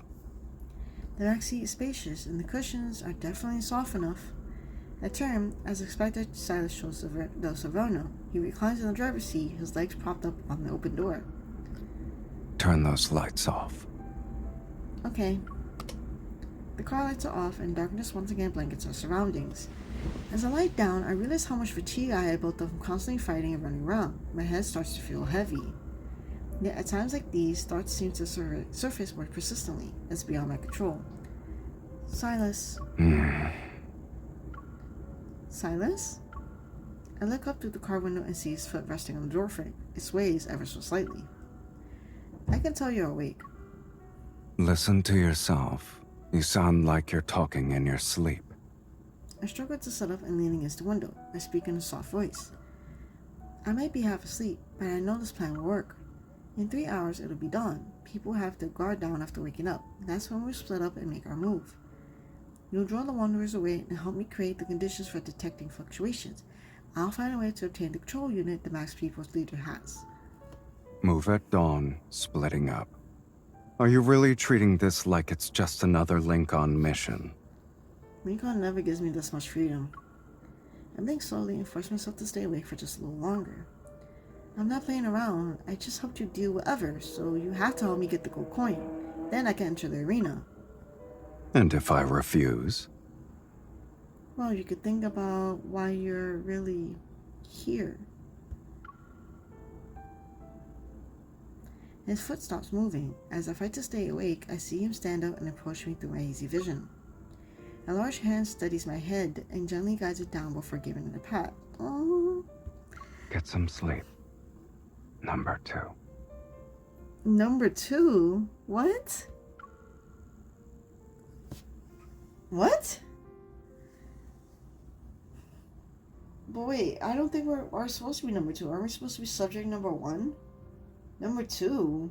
What? Where is he coming up with this? Okay, I don't know. That's a little odd to be called number 2. I guess that's meaning that's our, like, experiment subject number? But I thought we were number 1, because I think in... I don't know. It's a lot of stuff with the world underneath, because I think from there it says we're, like, number 1. Fog seeps into the abandoned factory as I numbly leap onto the shipping container. I'm getting closer to the energy fluctuation I detected. Soon enough, I spot approximately 10 motionless figures standing in a narrow gap between the containers. 6, 7, 8, 9. The rest of them are here. According to the plan, Sylus is dealing with the other contestants and wanderers to obtain the arena entry token and gold coin. Meanwhile, I'm tracking down those max figures. That's why I'm here. I'll take down the leader first. Once I find out who's in charge, the rest will be a piece of cake. I close my eyes and attempt to channel the spaceship core's energy. Oh. From my heart, a warm energy surges and envelops my entire body. My racing heartbeat is warning me that I might experience an energy overload if I continue. There! I sense that distinct energy signature and pinpoint the signal source in that chaos. I leap down from the shipping container and grab the masked figure's shoulders to pin him down and press my gun against his forehead. With inhuman reflexes, he flips over and knocks me away. His chest doesn't rise or fall as he breathes. Instead, intermittent electrical currents crackle from within. Do leaders an android? Before the other masked figure can raise their guns, I pull the trigger. The bullet pierces the cold metallic chest above me. As if connected by the same energy source, the surrounding masked figures clutch their chests. Their movements were delayed by a second. I place my palm on the leader's lower head and detect something unusual. With 2 fingers, I reach into the eye socket and extract an artificial eye. Sparks fly from the severed wires as the machinery still functioning freezes. The masked figure has lost its power source. They fall to the ground one after another and let out pain roarings. I hold up the artificial eye to the moonlight. As I suspected, protocol particles within its shell emit a faint glow in the darkness. I'll be taking this. Okay, what the? Elysium's neon lights shine as they always do as I arrive at its entrance. Well, won't you look at that? Someone's still alive. Well, we're still alive by plot armor, thank you very much. Hey, I ranked second on the leaderboard. I can't let all those people lose money, their money because of me. Oh, I love this, the banter. You're too kind. I need to lay low here for now, but how am I going to contact Sylus? I see something's troubling you. When you have a lot on your mind, you should treat yourself to a good meal. The body knows what it needs. I sit down at the bar and remember what Allison said about offering service beyond filling empty stomachs. I might as well see what this place is really capable of. I like to look at the connoisseur menu. The menu is promptly presented to me. My gaze swept across a peculiar dish names one at a time until it lands on the last item. Sweet Evil Trap. Every dish in the connoisseur's menu tells a story from the N109 zone. This is the Worlds Underneath one where they had like a special menu. I don't remember if it was called the connoisseur menu, but it was a special menu that each item had like had a whole story based on something that happened. And the last one was based on her, where Sylus was like, this is specifically for us MC. And this is it right here. Holy. Every dish in the connoisseur menu tells a story from the N109 zone. But the story behind this one hasn't started yet. Because that's us. Oh no, this is fucking crazy. It's waiting for someone to order it. In fact, it's been waiting for a long time now. Oh my god. 1.5 grams of soul. He said that he had 21, right? Even at just 21 grams, the soul is one of the most precious gifts the universe has given to humanity. Oh my god. He's saying if that's 10.5 grams, that means that 21 grams, he has 10.5, we have 10.5. That makes a whole thing. What the? Oh my god. At 21 grams, that's a whole soul, but they each have a piece of it. Sylus practically has I prepare something to be written all over his face. Oh my god, that's nuts. No wonder he was so focused on the soul, because it's like, that's why he kept on saying we're practically halves of the same coin. Oh my god. Oh wow. I closed the menu. Oh my god. I ordered this one then. My mind is blown at this point for that. He's been waiting so long knowing that it was half and half. The red wine marshmallows are sweet and the pomegranate juice dances across my tongue. How is it? The notes of roasted rosemary and walnut intertwine. Layer by layer, they unfold on my palate in an intricate dance of flavors. It's like him. Your satisfaction is our greatest source of motivation. Here's your bill. I look at it and see a 5-digit number. This is the price for one dessert? I guess it can be if you're willing to pay that much. Try inputting these numbers into a map. Doesn't the arena block signals? There's always an exception. I follow Allison's instructions. A red dot appears on the previous inactive arena map. 8 o'clock West District Docks. This is an interesting choice in terms of location. Allison brings her figure to a lips. Elysium has more uses than you can ever imagine. Okay. The docks are completely deserted. Abandoned vehicles are scattered haphazardly across the area. Come on, Sylus. If you don't show up soon, my cover's going to be blown.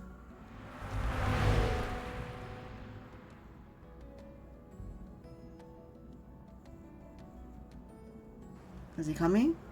Oh!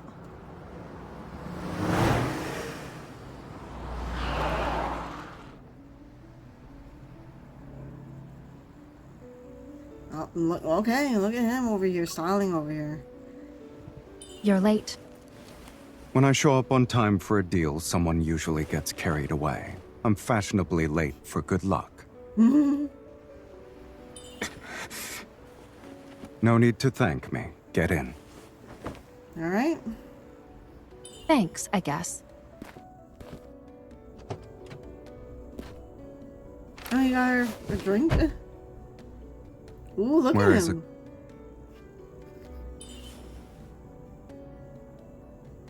What is this? For you? Oh. What? Empty. Oh, this is the thing? The tracking What thing? do you mean? As you can see, it's a pass to the arena.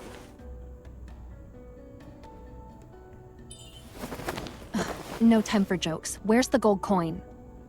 It was tampered with, so I fed it to a wanderer. We can't have loose ends, kitten. Oh god. Oh my god, look at his face! Oh no, that face. Wait, his face is everything for that. You destroyed it? There are other ways to enter the arena. I can guarantee that. Mm-hmm. I'm being honest. You know that. Oh, look at that serious look. Like, he's really like... Okay. Don't move. Oh. What? We're being followed. We're going to have to fight if we want to look at leave. them. Why don't we call a temporary truce? Okay. We don't know how many are still in hiding. What are the odds? With you, guaranteed victory. Hold on. Oh! Our break comes to us. Oh! Oh my god!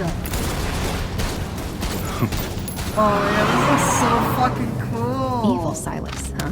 Then you should help me fix that. Change of perspective. Oh my god, this is so fucking cool! I'm charging extra for this. Oh my god, look how sassy she is. Using the fuck out of it. Let's go off. Look at us. It's so, I love it! Oh my god! That's Someone's best. eager Oh to my god, die. that's everything!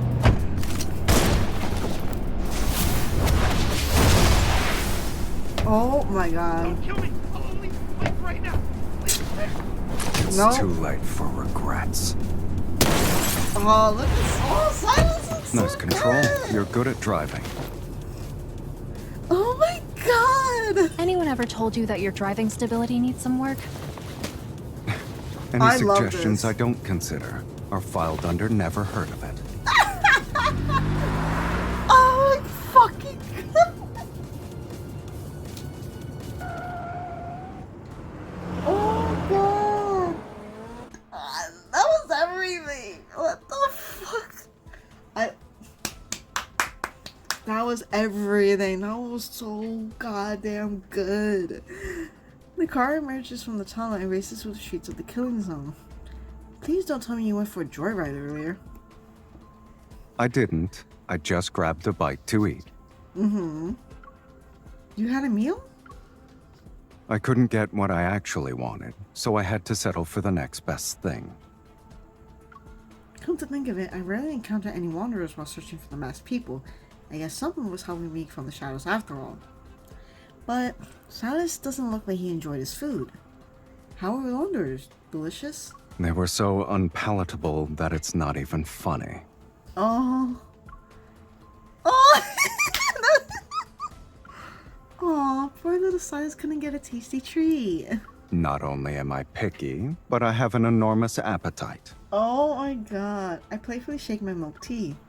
Even though you were starving, you still brought me this. Isn't it common courtesy not to show up empty-handed? Aww. I pull up the live feed and participant count in the top right shows the number 2. That means Sylus and I are the only ones left. Wow. The gold coin markers flash on the map, but we ignore them. We're heading straight for the arena in the center of the area.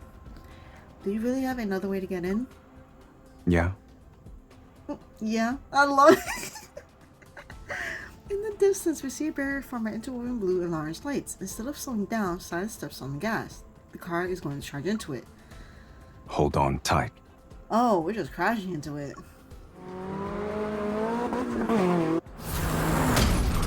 As soon as we hit the barrier, its vibrant energy tears are being pulled apart. As one of the returnees are heavy trunks of scrap metal. Sylus uses this as an opening, and as evil, he tears open the barrier. Your other way to get in was crashing into it? What? It worked, didn't it? Yeah, but silence pulls me to my feet in one fluid motion. I take a moment to steady myself before looking at our surroundings. The area is bathed in dazzling blue and orange lights, the same ones that were a part of the barrier. The spectator stands are filled with floating holographic screens. A luminous path extends beneath our feet. It leads to a central area where several metallic platforms stand beneath floating crystal structures. There must be some kind of mechanism here that will let us go underground. When we approach this part of the arena, we don't find any mechanisms. However, a peculiar spot on the central platform catches my eye. Under normal circumstances, the gold coin would be the key to go underground and meet our Lord of Charon. But this can't be considered normal circumstances. There's always more than one way to beat a game. Besides, it doesn't matter if you had the gold coin. The Zoian hunt stopped being fair a long time ago, kitten. He taps the ground with his foot. Listen. I can't hear anything, but I can sense faint muddle fluctuations. Maybe we can do this. Black-red energy particles seep into the ground. A few seconds has passed before the muddle from suddenly spiked to dangerous levels. The ground rumbles and a horizontal crack appears in the central area to reveal a massive creature underneath. It quickly opens its eyes and leaps. It's a wanderer! Oh, it's time for battle. The wanderer is encased in a massive shell. It instantly releases a powerful burst of metaflux. Does anyone on Lifezone prepare these kinds of surprises for every Zion hunt? Of course not. I suspect this grand spectacle is their idea of a welcome party for honored guests from afar. Who's trying to mess with us this time? What do they want? I don't care. I've had enough of this game. And its endless amount of rules. He stands at the edge of the raised platform as black and red mist spirals up from his arms and engulfs his entire body. Let's end this once and for all. Alright. Ooh. Alright, so I just did those few battles. We're back to chapter 2 now. And it says, welcome back. Oh, I guess it's talking about us. Like, they're welcoming us back. That sounds not good already. This is gonna be a problem. As the portal field dissipates, the massive wanderer vanishes with it. The modified shell is still present when I fall to the ground. Whoa. The arena's floor gives way because of the impact. I plunge into the boundless darkness along with the debris. My descent ends with a violent crash. Clouds of dust billow out around me. My entire body feels shattered. Waves of pain slam into me. My right arm, I can barely move it. Please don't be broken. Clutching my stiff right shoulder, I squeeze through the cracks of the broken shell. A beam of light streams down the hole above. It illuminates my position and reveals I'm in the middle of the towering corridor. Where's Sylus? The floor is completely destroyed. I wonder if he also fell down. Sylus! Oh no. Sylus? No response. I hope he's okay. Oh no, we're on our own. This is like, I'm not feeling okay with this. Suddenly, I feel a faint tremor in my chest. I whip my head towards the end of the corridor. The source is there. The vibration is soothing and it gradually sinks with my heartbeat. My feet start moving on its own. It's as if someone is pulling invisible strings. I'm drawn towards the darkness that lies ahead. Active Oh god. life form detected. Verifying identity. Verification complete. Oh no, we're gonna find out that this is where we were. Oh no, I'm not. Oh no, I'm not ready. Welcome back. 0. 0. The sudden system malfunction wraps the announcement into eerie static. It echoes between the hall walls of the corridor. Welcome the high back. walls. Researcher Wesley. Researcher Wesley? Welcome back. Researcher Dimitri. Oh! Dimitri was oh my god, every old person is like part of this freaking thing. Dimitri. I'm surprised for a moment, but the name fails to stir any insignificant emotions. I knew he was someone important. Welcome back. Researcher Josephine. Oh no, this is actually, my stomach is like, no, I'm not with this. So these are all the people that were researching on the team, experimenting. There's 3 people they announced so far. Grandma. As each name is announced, the system's voice becomes gentler. The empty corridor is seemingly filled with the shadows of people walking through it once again. Congratulations on regaining consciousness. Subject 001. How are you feeling today? The voice is quiet as though it's waiting for my response. Grandma's documents also refer to me as the subject, and the system addressed me with a numerical designation 001. It's me, right? The following has been detected in the test subject's emotional state. Confusion, weariness, and anxiety. Physical pain signals are also present. Subject 001. Do not be afraid. The nearest researcher is located in the observation room for demonstrations. You are currently 126 meters away. I'm so, like, uncomfortable about this. Like, oh no, like, this is not... Please follow the guidance lights immediately to receive assistance. A pale blue light materializes on the floor. Arrows pulsate one after another and beckon me to venture deeper into the facility. I am not liking this. As I walk, more passages branch off from both sides of the corridor. Deepspace Signal Analysis Lab, Cosmic Archaeology Archives, Gentle Extraction and Analysis Center. The Gaia Research Center scopes of scientific endeavors is far more extensive than I thought. I keep walking until I see Life in the Future Backtracker. Xavier? Oh no, this is not good. Hi, sir. I let you go. You don't have to deal with my stress.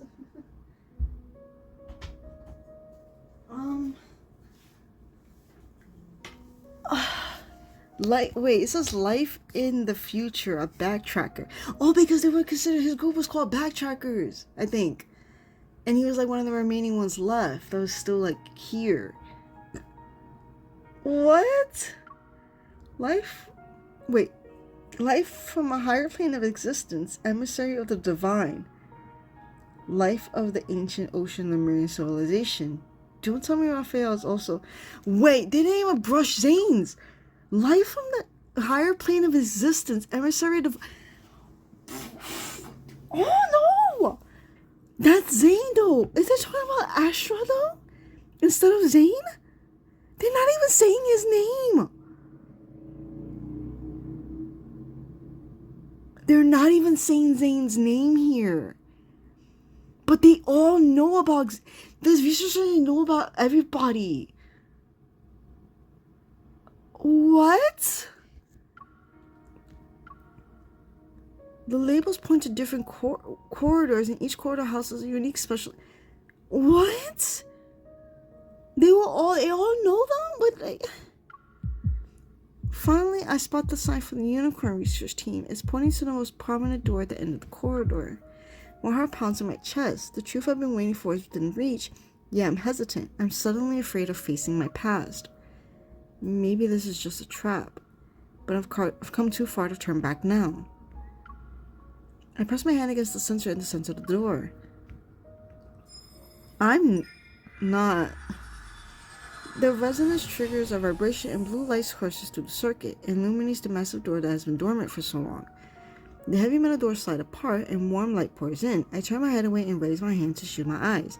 I'm assuming this research center has to still be used. What game are we playing today? Oh. In a dreamlike haze, I watch as a tiny girl runs past me and throws herself into the familiar embrace of a figure standing in the light. Oh! I take a half a step back and rub my eyes. The vision vanishes along with the warm light. Underneath the harsh blue LED lights, a figure stands behind the doorway. They slowly turn to face me. You. You're finally here. It's been a while, Subject 001. This is disgusting. I hate this. Oh no. I'm so like, oh yeah, I feel so uncomfortable like seeing this happening, like the way this is going, how they just don't give a damn. They've been trying so hard to get her back because they know that she's like the perfect test subject that they ever made, and then Josephine kind of just took her away and they kept her hidden for quite some time. Though granted, they kind of knew who she was, but like, it's just, what the hell? Like, they spent this whole time, I think, trying to replicate the way they can do with her, and it never worked out. And that's why it's like so bad. I can't. Our little bomb. Okay, I'm not. No, do not call me. Don't call us that. A little bomb? Ew. Ew. Oh my god. I am disgusted, kinda. From greatness to madness. Oh my god. I am already like not. Oh my god. Dimitri. So that's why everything here still works, even though it was a benefit. Yeah, it makes sense. Like, he's been just here doing stuff still. The real reason you're in Charon, it's because you're guarding the research center. Of course. This place holds the buried dreams of countless researchers, the seeds of world-changing discoveries. In addition... Dimitri spreads his arms. It's somewhat of a dramatic welcoming gesture. It's where you were born. Your first home in this world. I tighten my grip on the gun on my waist. I'm waiting for the next outrageous revelation. Back then, the research team accompanied you every day. We raised you as if you were our own child. We believed you represented humanity's most intimate connection with deep space. A flickering hologram appears behind him. Fragmented faces of figures huddled together manifest before dissolving into light and shadow. I don't recognize any of them, yet a warmth wells up from the depths of my heart. After the Chrono Rift catastrophe, our team was disbanded. Many of us disappeared without a trace. I'm the only one who stayed here to keep watch. I knew you would return one day. I've been waiting for you for a long time. No, keep waiting. We need to get the fuck out of here. You already knew who I was when you saw me at Sharon. Why, of course. I can recognize our most precious treasure anywhere. Your power is unique, after all. He unconsciously moves half a step. Upon seeing me back away wearily, his voice becomes even gentler. Don't be afraid, my child. Ew. I've been waiting for you this whole time. I must atone for the sin I left behind. I know you have many questions. Go ahead. Ask them. I'll tell you everything you want to know. Seeing the sincerity in his eyes, I hesitate. Should I ask him a question? I might be close to the truth this time. I need to hear what he has to say. You said I was born here. Why didn't you tell me what happened back then? While not an ancient beginning, it was still sacred nonetheless.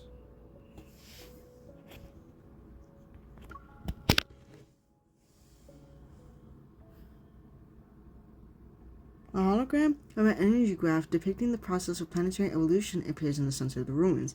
Planets are born and eventually they die. Then they were born only to die again.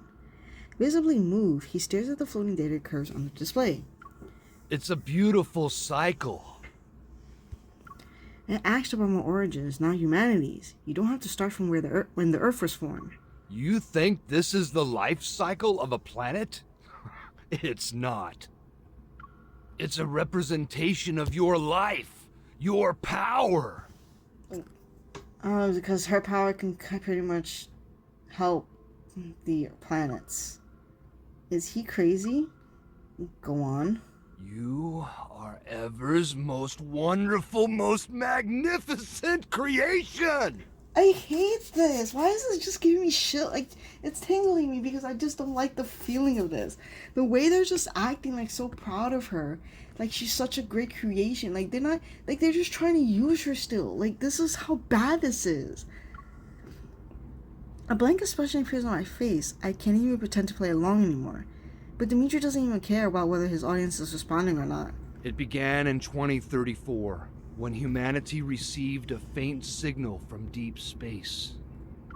Once it was decoded, it revealed a story about a planet's quest for immortality. An ordinary planet achieved immortality by harnessing an inexhaustible cosmic energy source. They inspired us. And so, we conducted an experiment using collisions to recreate this inexhaustible cosmic energy. After several failed attempts, one proved to be a success. The energy manifested. However, no one expected it to appear inside a child's body. And that child was you. The powerful energy fluctuations we were waiting for, they came from you. The power was impossible to analyze and measure. It only grew stronger as time passed. It grew like a planet and reached its peak on day 27. Then it started to decay on day 36. Okay. On day 41, it disappeared completely, dead. Then, it was followed by an explosion.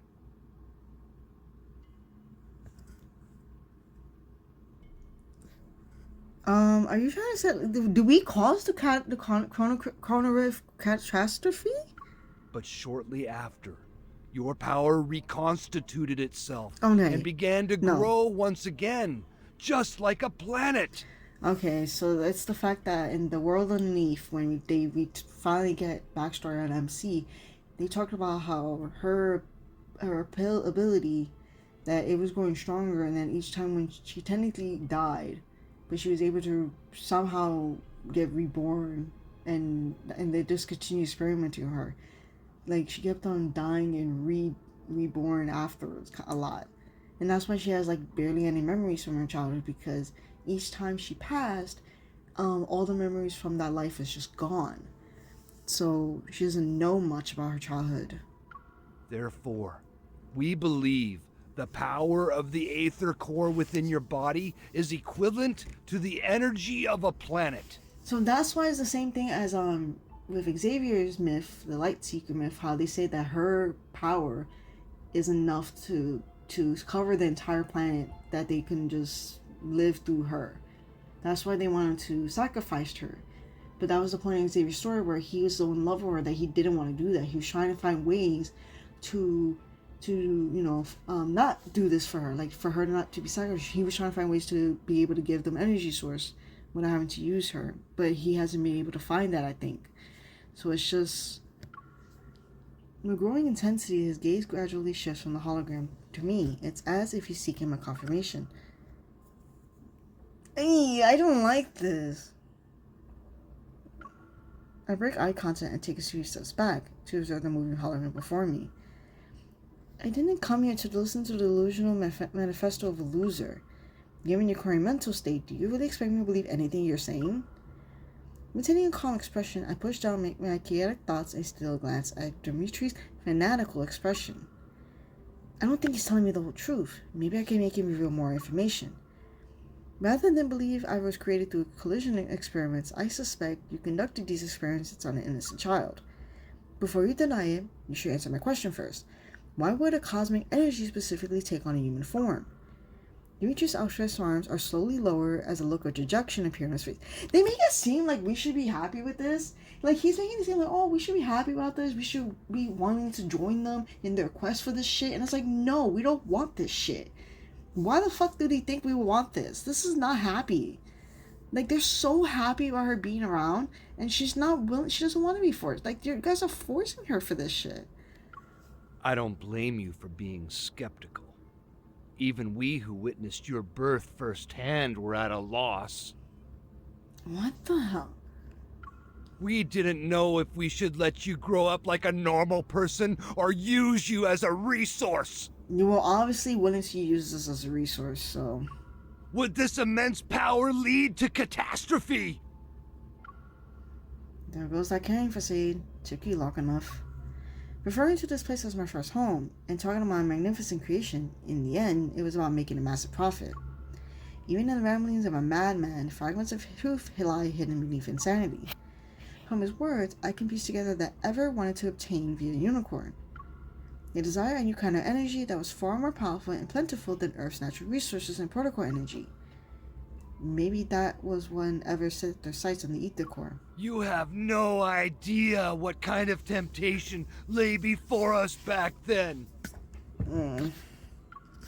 While Dimitri is engrossed in his fervent monologue, I keep an eye on his unstable state. I also use this as an opportunity to examine the laboratory. We had countless debates.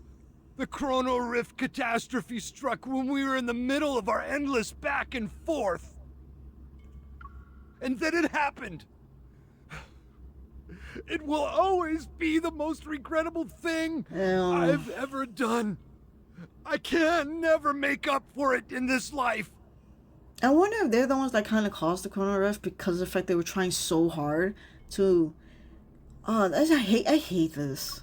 My career, my dreams, my colleagues. Those days we spent to achieve our goals. Something's wrong with him. My gaze quickly shifts to the control panel some distance away from Dimitri. I discreetly get ready to use my evil. It's over. It's truly over! Sylus, save me. Seemingly drowning in pettiness, Dimitri falls to his knees and triggers a hidden mechanism. A surge of energy rises from below. The large laboratory begins to shake as the rails rattle. Wait, it's not the laboratory that's shaking. Sensing movement beneath my feet, I quickly back away, but I slam into a wall instead of finding the door. What? He just fucking... Oh no, he just trapped us. A massive curved glass panel has silently descended behind me. Its cold surface blocks my escape route. I barely pulled out my gun when curved glass panels, previously suspended above and diagonally in front of me, descend. The panels are about to create a perfect cage. I'll be stuck inside this cesareal chamber like an insect preserved in amber. It's a mechanical trap. I had walked into a jaws of beast as soon as I stepped through the laboratory doors. Go on now! Fix our mistakes! Go on! Go! With steady hands, I slip a small explosive charge into the last remaining gap before the glass panels seal themselves. Then I get down on the ground as fast as I can. Shockwaves reverberate throughout this spherical chamber. A strong force strikes my head. In spite of the pain, however, I hear the rails get jammed for a split second. I charge towards the explosion site without a second thought. Using my momentum, I smash my gun against the area where the glass panels meet. We're trying. We need to get out. We need to really get out. The impact forcefully opens a narrow gap between a half and palm wide. I immediately raise my gun to shoot. The bullets hit near Dimitri's feet, but they failed to stop whatever switch he activated. I aim my gun on him. A familiar energy emanates from the darkness behind Dimitri. As he stands up, my instincts scream at the new threat. I open fire. The bullets hit him, but he seems unfazed as he pulls out a weapon and aims it at me. The powerful blast sends me flying, and I crushes what little chance of survival I had been desperately clinging to. Oh my god, this is so not good. We just got captured. We really just got captured. Oh my god, this is so... I'm not... What the fuck? Chaos, agony, the freezing cold, my body feels like it's being crushed. I must have blacked out for a bit. Finding through the pain racking my body and the taste of blood, I force myself to get up inside the glass sphere. On one knee, I struggle to catch my breath. Below me lies a metallic flooring made from unknown material, and above me looms an inverted glass chamber. The familiar sight triggers flooded memories. This is the Deepspace collision chamber. I was imprisoned here before. Stop struggling, child. The voice pierces the thick glass. The collision chamber has already been activated. It is now floating 6 feet off the ground. Dimitri stands below and the controller is in his hand is stained with blood. I already obtained the current data on your eval while you were in the battle. He raises a chip in his hand. Once I insert this into the chip reader, the equipment can use its antimatter capabilities. Oh my god. To completely neutralize your energy. Wow, he's really gonna try to take away my power. Although there's a gentle smile on his face, the hate in his gaze twists it into something grotesque. Disgusted, I turn away and try to concentrate on resonating with Collision Chamber's energy source. I can't resonate with it. How is that even possible? Go. Return to where you came from. You never had a place in this world. Humans who foolishly try to control a power as great as yours will only bring disaster upon themselves. So he's trying to get rid of us so no one can use it. But like, he can't just let us go? The Chronal Rift catastrophe and Yeah. the Wanderers. It was all because of our greed.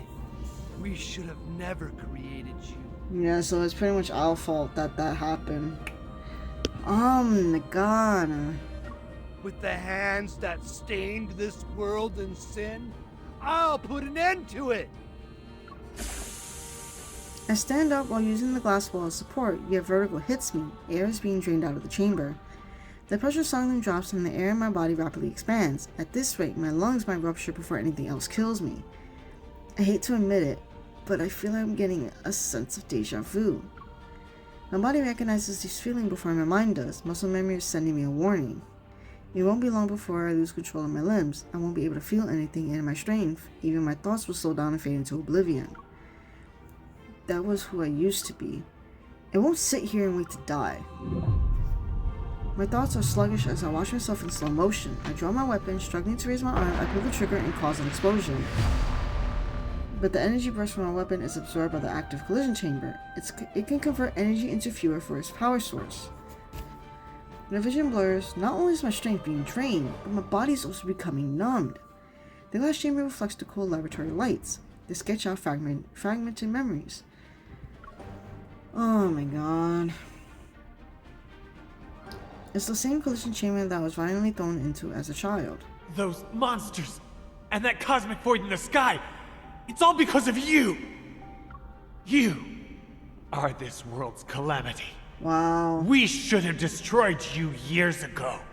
It's their fault for trying this hard for something. And then when the shit goes to hell, they're like, oh well, why, like now it's something else's fault. Like, you guys fucking did this. Like, you should have never did this shit in the first place. I've experienced this before. It was him at this time too. The contorted face of a young man begins to merge with Dimitri's weary, wrinkly face below. Then I lost my sense of direction. Since that day, I've been the only one who is determined to destroy you. I failed before, but time proved to me that I was on the right side of history. No, you're not. I will finish what I started and atone for my past failure. This lunatic. Be gone! Go back to where you came from! Just die already! I refuse to let this maniac kill me. A powerful resonance responds and builds within the chamber. It syncs up with the tremors deep within my heart. I desperately try to maintain control. I'm attempting to seal the weak spots that echoes create, but I'm fighting a losing battle. The resonance energy hums and shatters invisible chains. My consciousness breaks free from its physical cage and my soul rapidly surges forth. What the? Oh, we're elevating. We're going next level, resonance. My consciousness disperses with an energy burst. Countless reverberation echoes across this planet. And from Deepspace, a mysterious connection descends. My awareness gradually fades as my body feels weightless. The ethereal eye appears once more. It devours me completely this time. Oh no, the eye that we've been seeing.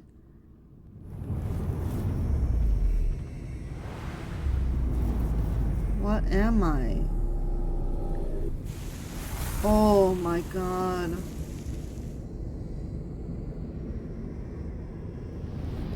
In boundless darkness, I drift through the cosmos. It's like I'm a part of it. Oh my god, that's the core! I am the cosmos. I see a planet on the brink of destruction and the different paths it could take. Some explore the tiny fireworks before their life could begin. Others are further along in their journey. However, all of them perish. At the end of their lives, each planet collapses inward into a tiny vortex in space. One born from destruction, the Orville. It silently floats in space, and energy stirs from its slumber. Cosmic strings resonate with it, space-time's twists and stretches. Everything and nothing has changed.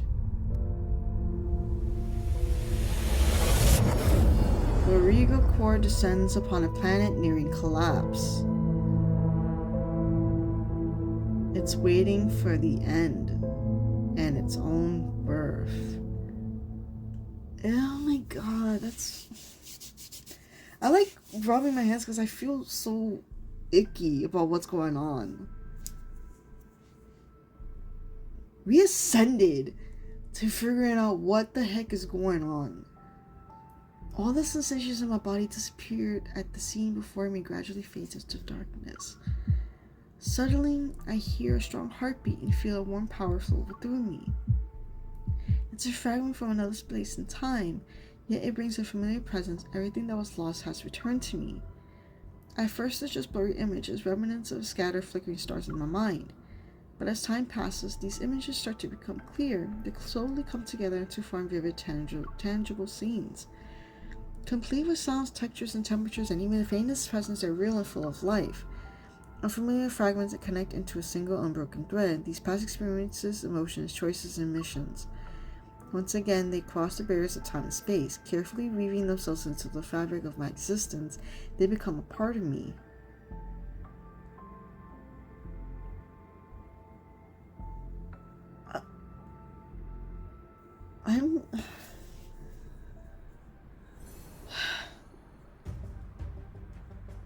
I'm assuming that at this point we're gonna have to get our memories back, like, or at least know what's really happening with us. Like, outside of him, so he's upset because of the fact, like, their research, which ended up seemingly creating her, it was proven to be so powerful that it ended up making the Chrono Rift catastrophe. And he's over here feeling guilty or upset that this situation happened, or the fact that they're dealing with this. And he's like, oh, it's your fault that we're dealing with this situation. We should have never have freaking created. I was like, why were you doing this shit in the first place? Why were you doing this? I guess because they were saying that they needed a new life source for the whole planets to survive. But this was really seemingly not good. They consider her the perfect test subject, but she's so powerful that she could create a whole catastrophe. Like, and he's the, and while everyone else is trying to capture her to use her, he's the only one that's trying to capture her and get rid of her.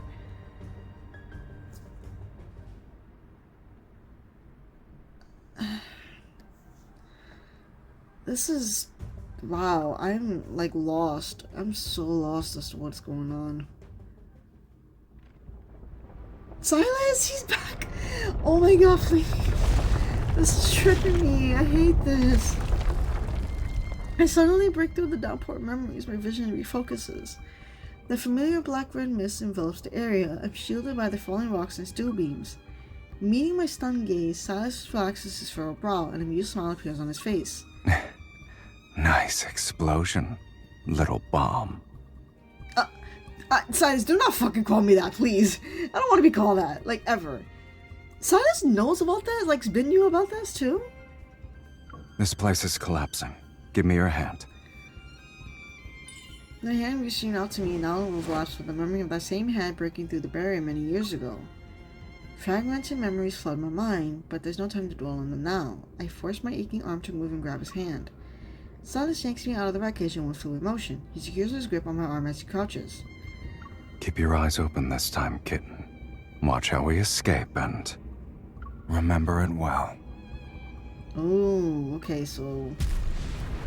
overwhelming power lifts him up. It manifests behind him like a fiend that clutches one's wing.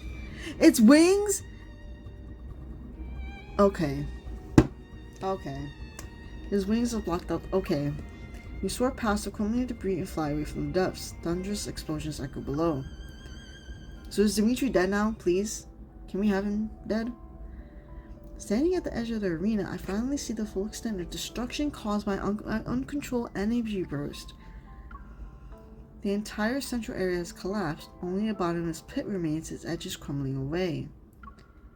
Yeah, she's so powerful that she can destroy anything. And obviously, she didn't know how strong she was. Oh, man.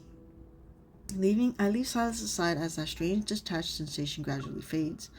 Dimitri, bounded by tendrils of black-red mist, is thrown down before us. Our deal is complete. Now surrender your soul. Monster! There are two of us here. Who are you referring to? I don't like the fact that he's calling us, but I get it. Oh my god. His unfocused gaze could no longer locate his enemy as he desperately claws at the mist curling around his neck. The terms of our deal haven't been fulfilled. Sylus, what was this deal? I only agreed to bring her before you. Foolishness and arrogance aren't valid reasons to breach our contract. Okay. Sylus violently grabs Dimitri by the collar. The mist swiftly coils around the former reacher's neck. You underestimated how much she's grown. Look at you. Thinking she's still the little girl whose life you held carelessly in your hands. Like every gambler who overestimates themselves, you are not as clever as you think you are.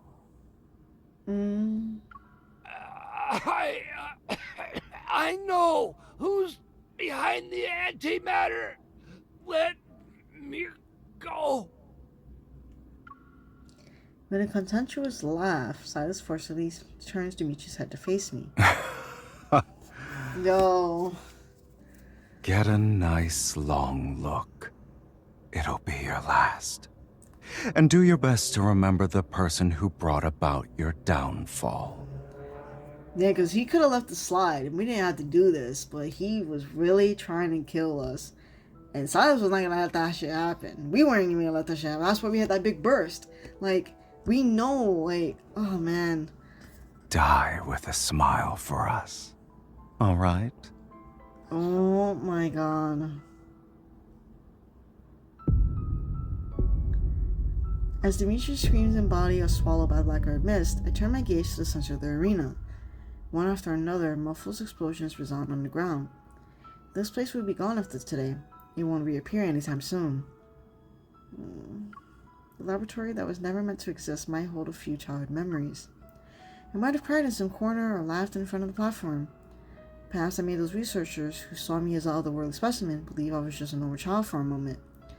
Or maybe none of that ever happened, but it doesn't matter anymore. How much do you remember? A lot, but it's just jumbled up. I ignore whatever happened to Dimitri and look at Sylus. That deal you made with him, was it when I escaped from the research center? Yeah. Did you bring me here so I could remember everything? He doesn't look at me. Instead, he speaks as if he's addressing the darkness beneath his feet. You would have done this sooner or later. That's just who you are. Then shouldn't you be worried about my power destroying you in this world? Should I be? I stare at his profile to emphasize my point. Right now, I can't control my power when it fully manifests. Assuming it might happen again, everything here might be destroyed like my soul. With a slight smile, Sylus shakes his head. He raises his hand to draw my attention to something. A familiar linkage materialized between our wrists and oh, our linkage is still here. Okay. Sorry, but your soul doesn't have the privilege of leaving whenever it wants. Oh. I will keep you bound to me for all of eternity. Our connection transcends this place and this world. Okay. Okay.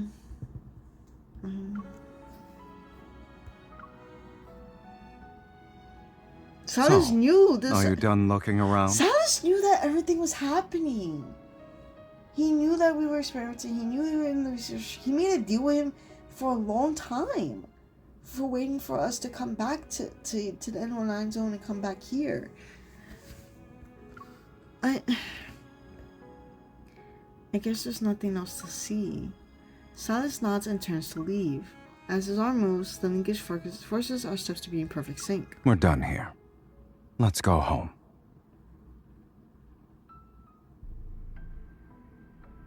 In the vast cosmos, my power has no starting point or destination.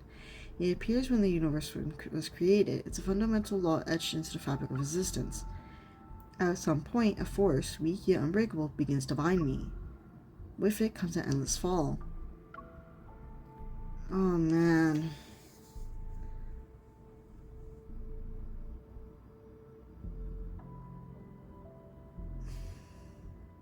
In a majestic arena floating among nebulae, a boy and a girl stand, soaked in blood. They're greeted by thunderous cheers. When it comes to killing wanderers, Sylus and I has always had the perfect coordination. You're not going to team up with me this time? Are we getting back? Wait, this is just backstory from like childhood? What? What is?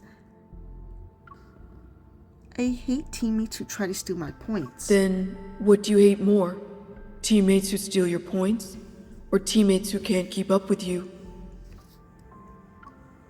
You're so annoying. If you steal my points again, I'm throwing you into Tartarus. Okay. Is this Sylus? Give me your hand. We're a team now. Yeah. What? The disconnected scenes flash by in a random order. Sometimes they're blurry and hazy, other times they're crystal clear. As time marches on, the Deepspace tunnel, vast and capable of tearing apart any form of energy, separates us. The memories dissolve into my current reality. Images overlap. I recognize the figure before me, but now he's tall and... Wow, so they were together before... He descends with his fierce pride. Below the sky, he materializes before me. In the destroyed laboratory, he silently stares at the collision chamber before smashing through the barrier with his fist. What? So we knew Sylus even when we were a kid. Escape once more.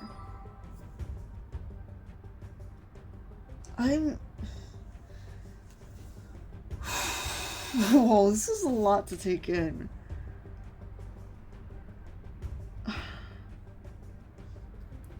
There's a lot to take in. I don't know how I'm supposed to feel about this. Because that backstory, like, past, so, like, me and Sylus knew each other when we were kids. Or at least when we were a kid. I don't know if he knew each other in the research center, but then he wasn't there. We don't know. I don't think he was there. That's... In the timeless N19 zone, I fall into a deep sleep of slumber. When I finally open my eyes again, it takes me a while to reorient to myself. I stare at the intricate patterns on the ceiling for a long time before a single fact slowly dawns on me. I'm alive. Oh. As if a switch has been flipped, I finally become aware of my surroundings. Outside, the distant roar of gunfire and artillery resounds while music plays nearby. Didn't the Zion hunt end? Mephi, what are you... I sit up and look around. Mephisto is perched on the bedside table. He bobs his head under Sylus' finger like a chick picking at a grain. Why are you here? Shouldn't you be asking that to the person who carelessly fell asleep? Oh. I raise my hand, but don't see the familiar linkage. Massaging my temples, I realize my distant memories have started to blur with reality. How long was I out? Don't tell me it's been 4 or 5 days. You would have starved to death in that case. Sylus was lounging in a small armchair next to the bed. He's looking out the window. Several gemstones, 3 wine glasses, and a marker are scattered across the nearby side cabinet, small table, and floor. It's morning. And more importantly, it's been 3 days since the Zoian hunt ended. Overtime is almost over. A terrifying explosion resounds in the distance. Seconds later, the windows rattle from the shockwave. The arena is in ruins. Why would anyone still fight to be its owner? For certain people, that place still has important stuff. And with Dimitri out of the way, their battle will be more ruthless. And so they're still somewhat fighting over the area. The people who are still in the hunt. Silas's gaze is still focused on what's happening outside, his hair swaying because of the shockwaves. He maintains an aloof attitude. Curious about what he's looking at, I get out of bed and approach the window, but I can't even make it there before settling into the small armchair. I nudge Silas so he can make room.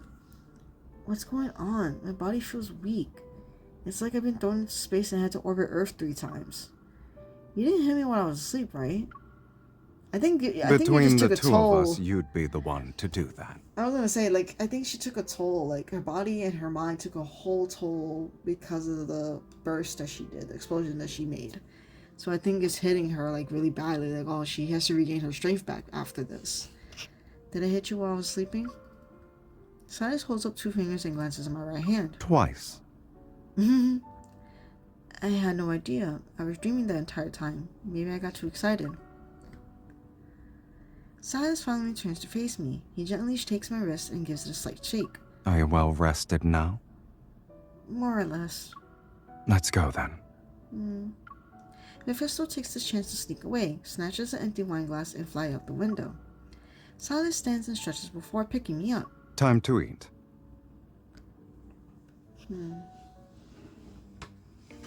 It isn't until Silas makes me sit at the dining table that I realize just how hungry I am. I devour everything in sight until I'm stuffed. Strength gradually returns to my weary limbs, and I start to feel clear-headed. I slowly finish the last of my juice, then I carefully nudge Silas's leg under the table to let him know I have a question. I see you're disregarding table manners, kitten. I was worse during our first meal together. Isn't it a little late to start worrying about etiquette? Something cries out near the window. Mephisto, who has been absent during the meal, taps on the glass and squeezes through the gap. He drops a dark colored object into my hands. I was gonna say a chip or like a weird thing, but what is this, a flash drive? A biometric key from the Gaia Research Center. Oh, that's how I my grip on it. Then what are those people really fighting over? Silas pauses as he holds his drink. It's as if he's unsure about how to respond. We'll talk when you're more sober. Okay. You're also one of the contestants doing overtime. When did you... Luke and Kieran are more than capable of dealing with those fools. Alright. The case shows signs of age, and someone has scratched off his identification number. It's impossible to tell which researcher served as his original owner. Possessing the key means having authority over the abandoned Gaia Research Center, even though it's nothing but ruins now. A wisp of black-red mist creeps up the back of my hand, forces its way between my fingers, and tries to take the key away. Silas? That's my trophy. Give it back. Mephisto just gave it to me. You're just letting me look at it? Silas stretches his long legs to push his chair. He leans back against it as he uses his index fingers to guide the mist. It's still pulling on the key. Dismissing the idea of letting go, I clutch the key with both hands and launch towards him like a sparrow drawn to a grain of rice. Your theft techniques are getting sloppier by the day. Are you going to headbutt me to death before you loot my body? Sit. Silas has me rest against him, and when he sees me holding the key with both hands, he laughs. We're not letting go of this key. You're a persistent thief. Like, my dude, this has important information that us need to know. We can't have you have this key. Since you already shown it to me, I can borrow it at some point, right? You're very generous. You had a nice meal and are on your way to a full recovery. Yet the first thing you do is come up with a plan to steal my stuff. I'm not doing that. He's not insisting on taking the key back, so I secretly breathe a sigh of relief and change the subject. I've decided to talk about my more recent dreams. I wanted to ask you something ever since I woke up, but you keep steering the conversation in another direction. I saw us fighting wanderers in some kind of stellar arena. Do you know anything about that? What else did you see? Aww. My gaze shifts from my hands to his shoulder and then to the light, reflected from the wine dancing on the wall. I continue in a softer voice. We fought countless wanderers and monsters that looked like modified humans. Then we were the only ones left in the arena. The crowd went wild and screamed for us to fight each other to the death. It doesn't matter where you are in the cosmos. Every gladiatorial arena created by intelligent life abides by the same rule. There can be only one victor, so... Either I kill you, or you kill me.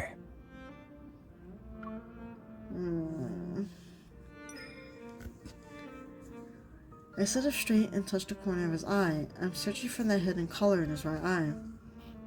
But when we faced each other, you didn't attack. Instead, you took my hand and asked if I wanted to escape together. That nebula was more chaotic than an abyss. I didn't see how it ended. Did we manage to escape? What do you think? He brings his empty wine glass closer and presses his cool surface against my forehead. If we hadn't, then who exactly are you looking at right now?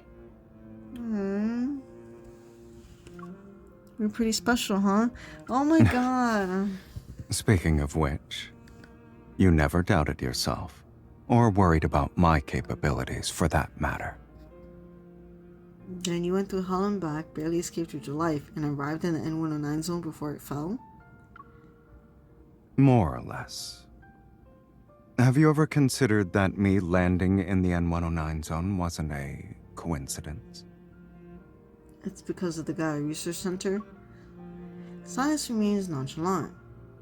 I found some documents in the corridor of those facility. The Unicorn Research Team, or rather the Gaia Research Center as a whole, was attempted to establish contact with Deepspace. Now I'm noticing that this is the Unicorn Research Team. I guess that's part of the center. But isn't the Hunter Association, the team that we're in, is unicorns? The same unicorns as the research team? Like, that kind of raised some red flags. Like, the unicorn researchers wanted to create a powerful cosmic energy source, which exists within me as the ether core. Do you believe what Dimitri said? I don't know. I think he did do some truths with sprinkles of lie. I think it was both. I would say not all of it. I don't have a testimony from anyone who knows more than him. Strip away the outlandish claims, and his message is actually quite simple. I possess destructive power. Trying to get my thoughts from dwelling on Dimitri's fanatical declarations, I turned Silas's glass in my hands. Something weird happened in the collision chamber. I was about to lose consciousness. This planet, the stars see above us, and the depths of deep space that are invisible to the naked eye, they all seem to have some kind of force that resonates with me. Were those things ether cores, or something else? Now when I think about the deep space tunnel in the sky, I feel like I've gained an understanding that goes beyond what's currently known about it. It's not the source of all disasters. It's a bridge connecting us to civilizations more superior than humanity's. Maybe Dimitri wasn't lying. It's possible I have the power to destroy everything. My thoughts traveled through that darkness in the collision chamber, and how I sank into an overwhelming strength is strong enough to erase an entire planet. What lies dormant inside of me is powerful and uncontrollable. Suddenly, a hand grasps my chin. My gaze lands on Silas's disinterested expression. When I pulled you out of the giant glass tank, you looked like you were in so much pain that you wanted to die. If it really hurts, then stop. Don't force yourself. And don't ever make that face again while you're at it. I look directly into his right eye, and the mesmerizing ether core within it remains tranquil, and my racing thoughts slowly calm down. You can always pull me back, right? Just like before. Whoosh. This is so sad because you could tell, like, she's like, obviously this is so much information to take in, but she doesn't know how to deal with her power at the same time, because that means that if something bad is happening, or she has like overwhelming emotions or something, it's like anything could happen. But I think she eventually probably controls it enough where she's able to control it as best as she can, as long as nothing really big happens, like the way it did then. That's why she's able to resonate with every ether core, because it's like a power that's similar to her. That's why she's always like, oh, I kind of need that power. That's why when it came to Silas's right eye, she's like, oh, let me devour that power because that's technically mine. Like, okay. It's like okay. I'm trying to like grasp what's really going on here. As I look up expectantly, Sylus stays silent for a moment. He appears interested, grabbing my hand. He leads me outside. No, but you slept for too long. I'm bored. Oh, my bad. Oh, I'm just on board. So, where are you dragging me off to? Do you want to have some fun? I'll help you get used to wielding devastating power. That way you'll be a bum who doesn't always think about self-destruction. Oh, okay. I think that's good. If we could try to help, he can help us control the power. We enter a familiar dimly lit room. Sylus helps me into the X-shaped gaming pod. He puts a hologram helmet over my head. As the pod slowly closes, my body tenses. Sylus taps in the glass. Although I can't hear anything outside, I read his lips. Now come, conquer everything in your path, starting with me.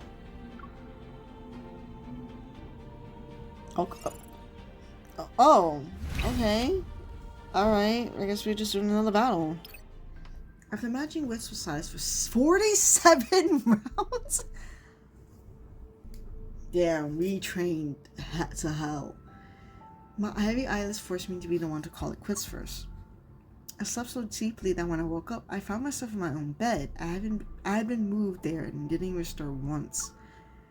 Was I really that exhausted, or do I trust him too much? I massaged my throbbing temples as I recalled the information I received during our break last night. Sylus' curiosity was piqued by these mysterious antimatter weapons, and he decided to investigate their origin. Luke and Kieran were equally thrilled. They rubbed their hands together as if to say, "We finally have something fun to do." Given the usual efficacy of Onikai's leader, the mysterious hunter would soon cross paths with an odd little group consisting of a boss man and 2 troublemakers and their crow. As for the key found in the ruins of the Gaia Research Center, will it unlock the secrets of a hidden past, or take me down another path that leads me into an unknowable future? Either way is what I have to investigate next. I look around the room to find every curtain has been drawn shut with great precision. Not even the smallest silver light can get in. My place got turned into a cave basically, and only he'd do that. I walk to the window. As soon as I pull back the curtains, blinding light floods my vision. As far as the eyes can see, a cold radiance has engulfed the city. A blanket of snow covers every building. It's snowing in Lincoln? Oh, that's not a good thing then. 1 week later. Okay. For a while, I've been investigating my past and uncovering every secret. And now this ever-changing, precarious world seems to have faced an unprecedented crisis. Protofield disturbances, climate and anomalies. Some say Earth's climate system is broken down and a disaster comparable to the Chrono Rift catastrophe is imminent. Others claim Earth is on the verge of collapse. All tectonic plates will shatter and thus human civilization will end. Yet among all these discussions about the end of the world, Earth's collapse, and civilization's downfall, what actually depends on Lincoln City is a silent snowfall that transformed the city into a pure white expanse overnight. This is solely hinting the Zane thing, and I'm not comfortable. I feel like everything's happening. Backtrackers, Lemuria, everything is starting to make sense now. But what about the life on the higher plane of existence, the emissary of the divine? This is literally about Zane, and the fact that they didn't name him because they know the story is after this is killing me. They didn't fucking say his name. Like, I'm nervous. The fact that oh my god. Hi, Tara. Long time no see. Yeah. I'm feeling like, I don't know. Back from your leave already? Captain Jenna said you had some personal matters to take care of. Is everything okay?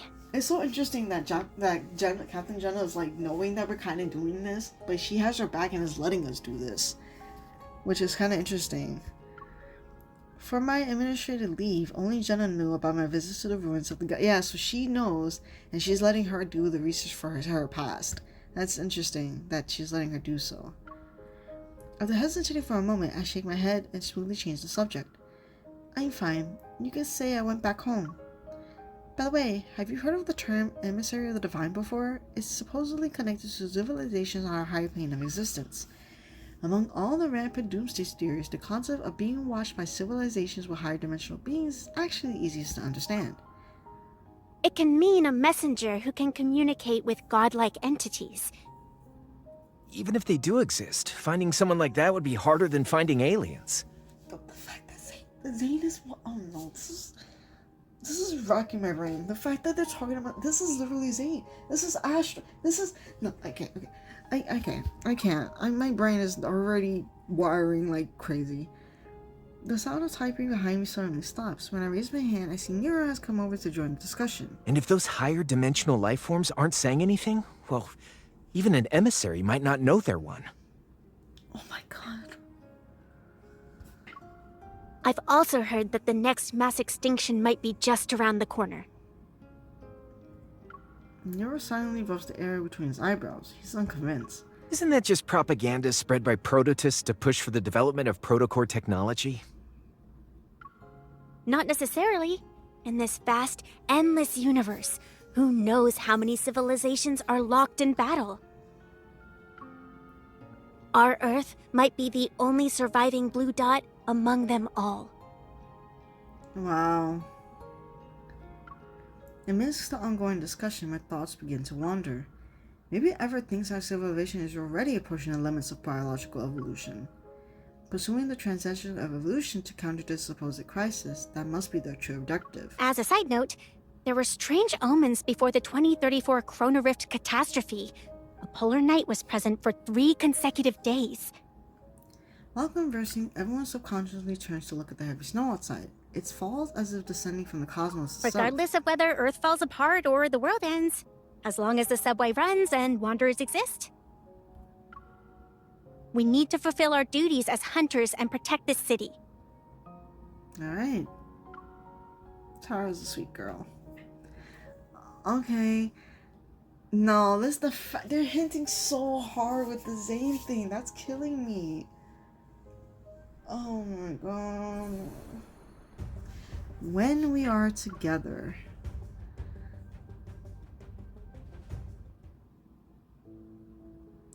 It's 5 p.m. and a lecture titled Life's Boundaries is underway in Lincoln University largest lecture hall.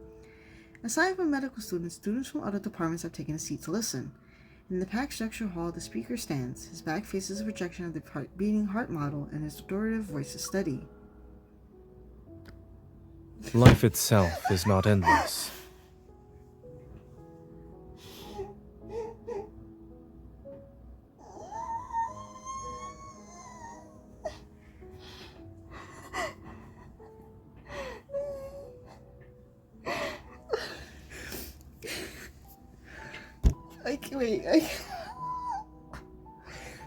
I am so scared. Oh my god. I wasn't expecting to see Zane right now. Life and death, health and illness. These seemingly opposing concepts maintain the balance of life itself. An inquisitive student raises her hand. But with today's medical technology, we can potentially do gene editing, cellular regeneration, and even human modification. That's not good. If immortality becomes achievable, why should we still accept death as the end of life? If we set aside morals and ethics, these technologies could make immortality possible. But Zane is not into that. But this also means that our goal in the medical field has shifted from conquering disease to conquering death itself. Zane's gaze sweeps across every face in the room, his tone remaining calm as usual. To conquer disease is to extend life, but to conquer death is to control it. Can we still call ourselves humans after being modified and losing human characteristics? How do we even define human existence? Hushed discussions fill the lecture hall. Zane looks toward the back as someone quietly opens the door. A familiar figure appears. She quickly slips into the back row, her coat leaving a trail of melted snow on the floor. He quickly shifts his gaze and continues with his previous point. Life can be extended, but the cycle of life and death should not be controlled.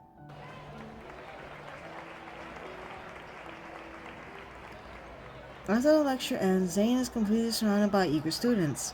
I sit in the back row and wait as students file up behind me. Did you see the news? How could they accuse Dr. Zane of disregarding human life and abandoning his patients? They're What? saying he has no ethics. Who the Okay. Who the hell is fighting rumors about Zane? Who do we gotta talk to? Who the heck do we gotta murder? What the fuck? Who is Zane? It all started when some government official's kid got diagnosed with protocore syndrome. They tried to use their family connections to pressure Dr. Zane into prioritizing their surgery. But he refused and went to treat another patient who needed more urgent treatment. Oh. So that's why they're spreading all those nasty rumors about Dr. Zane online. What a piece of work. The government's... Is that about Tobias? Because he was the one with the protocore and the Bizzle case. Is that... Everything is fucking connecting!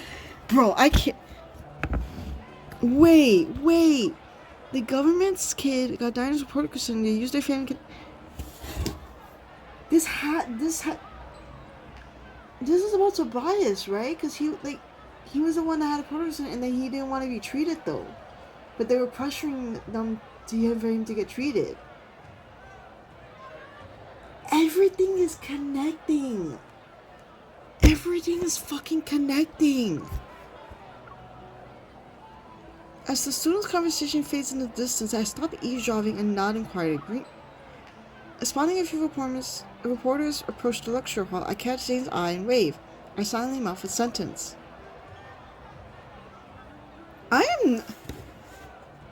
Come here, Dr. Zane. Zane glances in my direction, nods, and makes his way through the crowd of students. That will be all for today. Someone is waiting for me.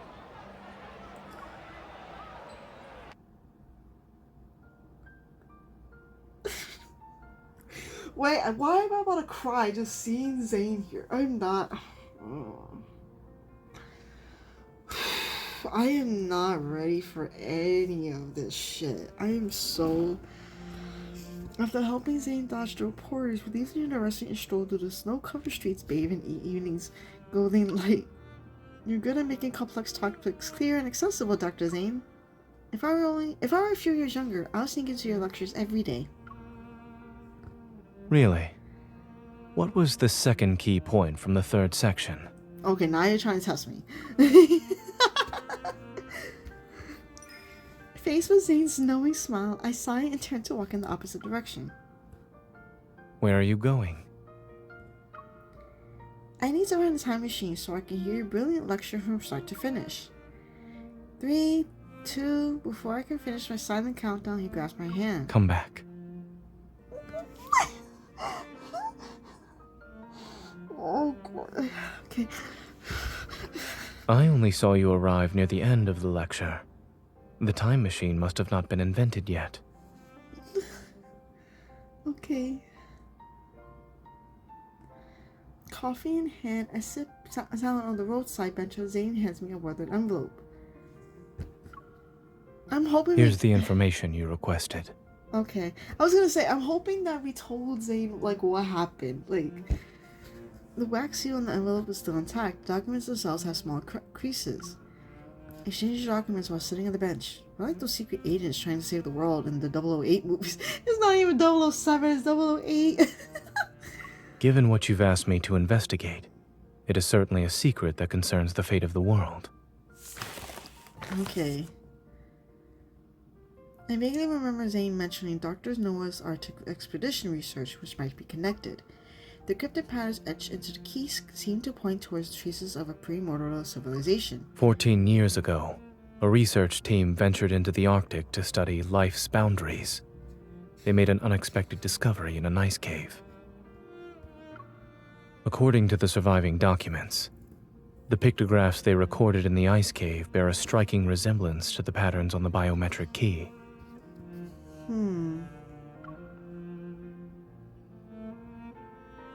Some members of the expedition team mysteriously disappeared. Others joined the Unicorn research team. Dr. Noah has a photocopy of the expedition journal. It's incomplete, but he hopes it can help you. Aw, a little smile you do. Then she's trying so hard to hope. Oh my god.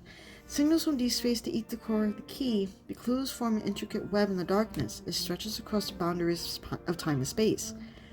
Almost unnoticeable, each strand is being woven into place. They're waiting for that singular moment when everything is taut. Please thank Dr. Noah for me. How is he doing? What about Pi and the others? He and the animals are doing well. You remembered to ask about the animals, but have you forgotten something? How are you doing, Zane? It dawns on me. Do you need special attention too? Do I look invincible to you? Thinking about how rare our meetings and calls have been lately, I feel a twinge of guilt. So how has Zane been lately? Have you been sleeping well? Do you still have nightmares? I'm doing well. For some reason, my words are like a soft chuckle from Zane. You've already made time to pick me up after class. And since I'm on my way to work, why don't you walk with me? You can do it as you head back to the Hunters Association.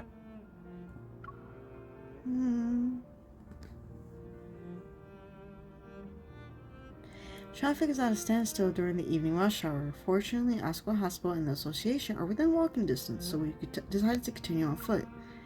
Snowflakes dance through the streets as the intersection traffic light turns red. The flow of vehicles stops. Pedestrians pause on the sidewalk with their heads tilted upward as they wait.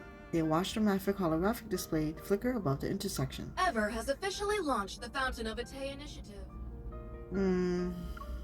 In addition, we urge all citizens to stay safe while traveling. If there's an emergency, please seek immediate assistance from the evil police or Deepspace hunters. Something happened at Azure Square in Imperial Ring Park. They're saying the Alterum appeared or something. No wonder the news keeps telling us to be careful lately. Having wanderers around was bad enough. Now we have to deal with the Alterum too. With one disaster after another in this godforsaken world, maybe it should just end already. I can't help but stifle a laugh. As the light turns green, traffic and pedestrians start moving again. And for our final story, a medical controversy surrounding protocore syndrome has drawn widespread public attention. Are doctors healing or killing? In the future of protocore syndrome, these sensational headlines drift past my ears in quick succession. Despite being at the center of the media storm, Zane doesn't even glance at the screen. Wow, this is bad that they're really thinking doctors are not healing them just because they're not using the protocol thing. The news keep using that same stone-faced picture of you from Oxford Hospital website. You're basically decades old at this point. What? Are you tired of looking at it? I was just thinking, if Dr. Zane had smiled even one pixel worth in that photo, maybe these rumors wouldn't have gotten so far. Zane tilts his head. As if he's playing along, he shows the tiniest hint of a smile. But no matter what challenges or criticisms we face, nothing seems to shake your decisions or judgment. What about you? Although you're not saying anything, I can tell something is on your mind. If it's a long story, well, this path might be short, but we can always turn around and walk some more. Aww. Nothing ever escapes his notice, huh? After hesitating for a moment, I tell him about what happened to me. Okay, thank you. Oh my god. What is he even gonna... we're gonna... Those monsters and that cosmic void in the sky. It's all because of you. You are this world's calamity. We should have destroyed you years ago. Oh, look how sweet. The Gaia Research Center, the Unicorn Laboratory, or the collision chamber and the spatial core are absorbed into my body. That man's final moments, filled with resentment and rage, remain vivid in my mind. I'm constantly reminded of one thing. I don't belong in a world that I thought I knew so well. So what you're saying is that they almost put you down in the N109 zone. You didn't have to phrase it like that. He wanted to dispose of me like I was some kind of medical waste. Zane's lips curve into a slight smile as he tucks my cold fingers into his coat pocket. I'm walking down this path now. It's strangely surreal. Are you more lost now? Or more certain? I don't know. Oh my god. Well, my very existence feels too strange. It's almost unreal. But does my existence mean anything in this world if I don't have my power? His hand warms my fingertips and I gently squeeze it. Any identity is just a role we temporarily play. It doesn't encapsulate the meaning of one's existence. Even without the identity and responsibilities they assign to you, you've been living just fine. What if I end up destroying this world one day? Give me a heads up before you do. I'll make sure to use up all my vacation days first. Okay. Oh, I love you so much. At the last intersection, our brief walk quickly comes to an end amidst a crowd. After we cross the street, we return to our work and face the challenges our life has in store for us. A wave of sadness washes over me because we have to say goodbye already. I force myself to smile. Let's do our best, Zane. Wait. Just as I take my hand away from his, he catches it again. Then he pulls me closer and I'm almost completely enveloped in his coat. Looking down, I notice he's carrying a laptop bag and a simple, understated gift bag. He takes out a scarf from it. The soft fabric gives off a gentle warm glow under the streetlight. Today's not even a holiday. Why do you have a gift for me? I didn't have a good excuse. But after hearing about your rather fascinating origin story... He slightly leans down and carefully offs the scarf over my shoulders. Let's call it a celebration of your arrival in this world. No, I am not crying over fucking Zane's fucking... Okay. I make some uncertain emotions well up inside of me. Then gradually melt away with the warmth. The fact that he's giving us this, knowing that we just told him, like, what really happened, and all he cares about the fact, like, let's just celebrate your arrival because I still, like, I love you and I love the fact that you're here. You've been living just fine even with these circumstances. You've been good. But now that, you know, obviously there's so much stuff that she now knows and she has probably a lot of guilt of what's going on maybe, or like you said, there's still more answers that she needs, you know, there's still more questions that need to be answers for. It's just, seeing Miley like this is making me so... Did you find time in your busy schedule to knit this scarf, Dr. Zane? I picked it out. Is it not sincere enough? No, baby.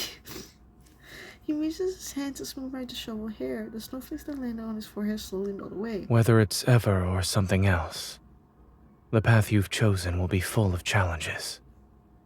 You'll encounter many people with ill intentions. But more importantly, you must be confident about your own choices. There are certain things that you can never take back.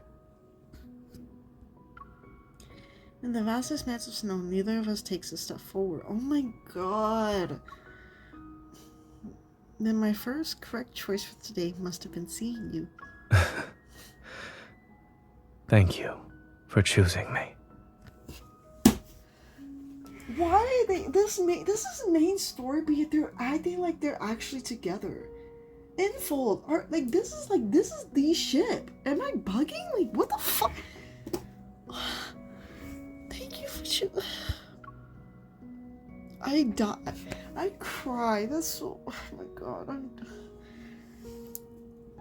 With 10 seconds left on the green light, he waves goodbye with his back turned before walking into the snowy dusk blue twilight. I watch his figure disappear into the distance before tightening my grip on the documents that stick out like a sore thumb.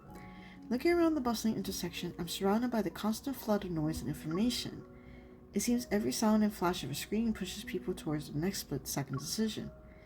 With this key, I might finally unlock the secrets of 14 years ago. They all involve the ether core, or rather, my own secret. I take a deep breath and turn towards the street that will lead me to the association. Okay, my heart. Okay. I was not expecting to see Zane right now. That my heart just hurts. when we are together. That's so crazy. The fact, like, you know, she decided, I was hoping that she would tell him, like, what happened, and she actually did. And the fact that, you know, she's probably feeling, you know, so many emotions and confusions and so many questions still that needs, like I said, needs to be answered. That's like, that's why I guess that's what she probably asked her for more information. Now she got more documents because she went to him for help and he was able to help her out. I like the fact that even after everything, she goes to Zane. Like, they have such like such a relationship where they tend, like, he always helps her out when she needs it. And even after everything, she goes straight to him for everything. Like, she goes to talk to him. They have such a deep connection at this point. It's kind of odd because as a main story, they're not supposed to be with anybody, but it really feels like them two are so close. Heavy snow falls steadily as darkness settles earlier than usual. Are we in Oxo? Standing tall in the heart of the city, Oxo Hospital remains brightly lit as always. Are doctors healing or killing? Exposing the dark truth behind Oxo Hospital's division of cardiac surgery? What kind of ridiculous headlines are these? Oh, please. Dr. Zane has plenty of connections. He's treated everyone from the mayor to gang members. Besides, Oxo Hospital has plenty of friends and reputable media outlets. If it comes down to a media war, no one can predict the winner. You don't appear to be very busy. Everyone instantly straightens up like a soldier is at attention once they hear a familiar voice, nervous to greet Dr. Zane. Grayson, contact Dr. Joel at Chansha Hospital and ask him to send over the files for those Protocore syndrome patients. We need to develop a new treatment plan for the patient with abnormal symptoms in bed number 12. They were transferred from the ER. Got it. I'll contact him right away. We might see more cases with abnormal symptoms. With patients being frequently transferred from the ER, everyone needs to be on call.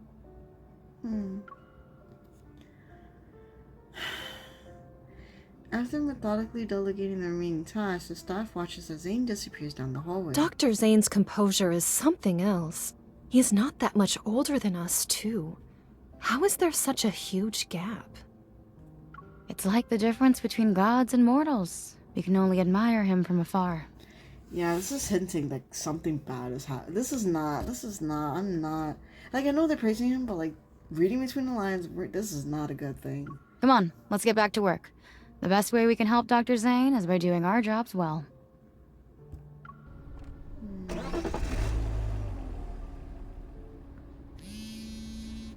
At 2:30, Zane gets into his car after finishing his work. A notification pops up on his phone.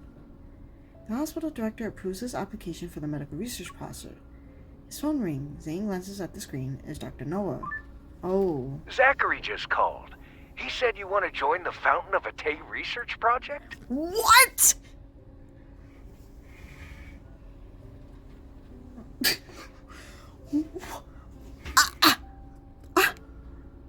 Yes. This isn't surprising to Zane. He can already imagine the two Oxo Hospital higher-ups discussing the matter. Thank you for convincing the director, Dr. Noah. Dr. Noah looks concerned. Like, he was surprised that he even wanted to join. He's joining the Oh no. Oh, this is gonna... Something bad is gonna happen. When are you leaving? Tomorrow. You decided to do this after returning from Mount Eternal? Silence fills the air in response, but the answer is already clear. You make decisions surprisingly fast whenever it involves that incident. I can't tell if the past is a chain that binds you, or a force that drives you. I think it's both for Zane. Zane lowers his gaze. His expression remains perfectly unfazed. Not a single hint of emotion appears. Perhaps it's both. Yeah. You're still young. You're not alone in this world. Don't try to shoulder everything by yourself. Before hanging up, Dr. Norris purposely lets out another exaggerated sigh. Zane lowers his phone. Its light slowly becomes dim in the heavy darkness of the night. With so many people behind me, I should be the one walking ahead, yes? So many people behind me, I should be walking forward. At 3 in the morning, a lone car glides across the wet streets before coming to a stop in front of Matosio. This one employee had just flipped the front closed, but when they turn around, their final customer of the day greets them. You're just in time, Dr. Zane. 1 minute later, and we would have been closed. Oh, he's just a regular. I'm sorry for coming in so late. I'll have 1 sea salt chiffon cake and 1 dark chocolate hazelnut brownie, both of them to go. Yes. For the next month, could you please deliver 1 dessert each day to this address? For 1 month? A whole month? I am no. What the Okay. I'm not happy about this. I'm feeling nervous about this. Like, I'm not happy with this. We can. It's just that you've already reached our highest tier for award points. We can't give you anything else right now. Are you going on another trip, Dr. Zane? Mm-hmm. Please deliver the new menu items when they become available. Thank you. Don't worry. I wrote down the address. Let me just confirm the customer's name one more time. This is the young lady, right? What? Wait. Can you leave?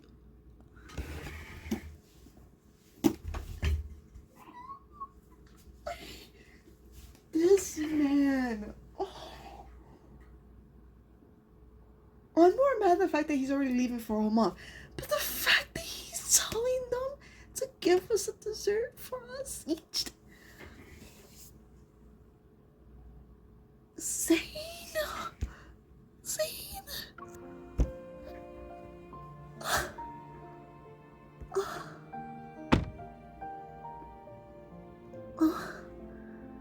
As he places the dessert on the passenger seat, he knows the snow has already accumulated. It's about an inch deep on the road. The car radio broadcasts tomorrow's weather report. Overcast skies with heavy snow again. Experts have yet to determine the cause of these unusual weather patterns. Zane lowers his head, opens his recent contact, and carefully writes a message about his departure. Is he telling us? As he imagines her reaction, he's embracing a reverie, his features softening with a gentle I'm not ready for his story. After sending the message, he opens the notes on his phone. The most recent entry was made at 4 a.m. the day before yesterday.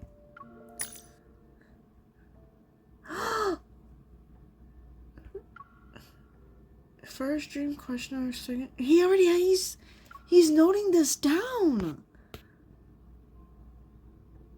Third dream, Mount Turner William. Fourth dream, chocolate potted jasmine gravestone monster.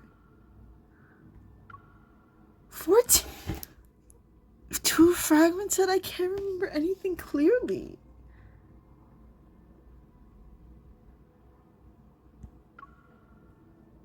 Ever since he returned from Transit City, these nightmares have appeared more frequently. It's as if fate is sending him omens.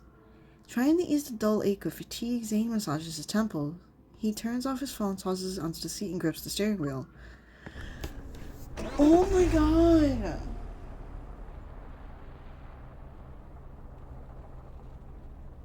So, wait, his first dream, if it was based on the way the world antidote for Dawnbreaker, they said that his first dream was at 12. And if his second dream was at Mount Eternal, that's a long time span that he didn't get anything.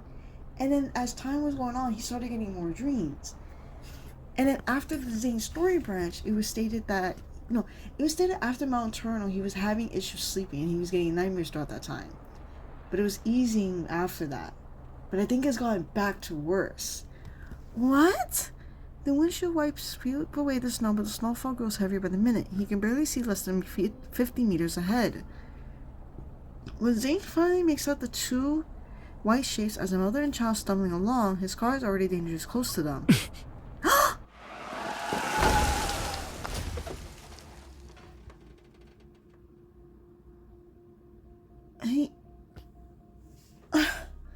He jerks the wheel violently to one side. The taillights cut arcs through the snow and the car crashes through the wave-shaped guardrail. It comes to a rough stop in a strip of green vegetation. Terrified, the mother and the child fall. The kid in her arms is covered in crystals and rhythm. Oh no! In the darkness pierced by headlights, Zane sees something approaching the pair with slow, deliberate steps. It breathes is warm, its presence screaming danger. Stay back! It wears human clothes, but there's nothing human about this.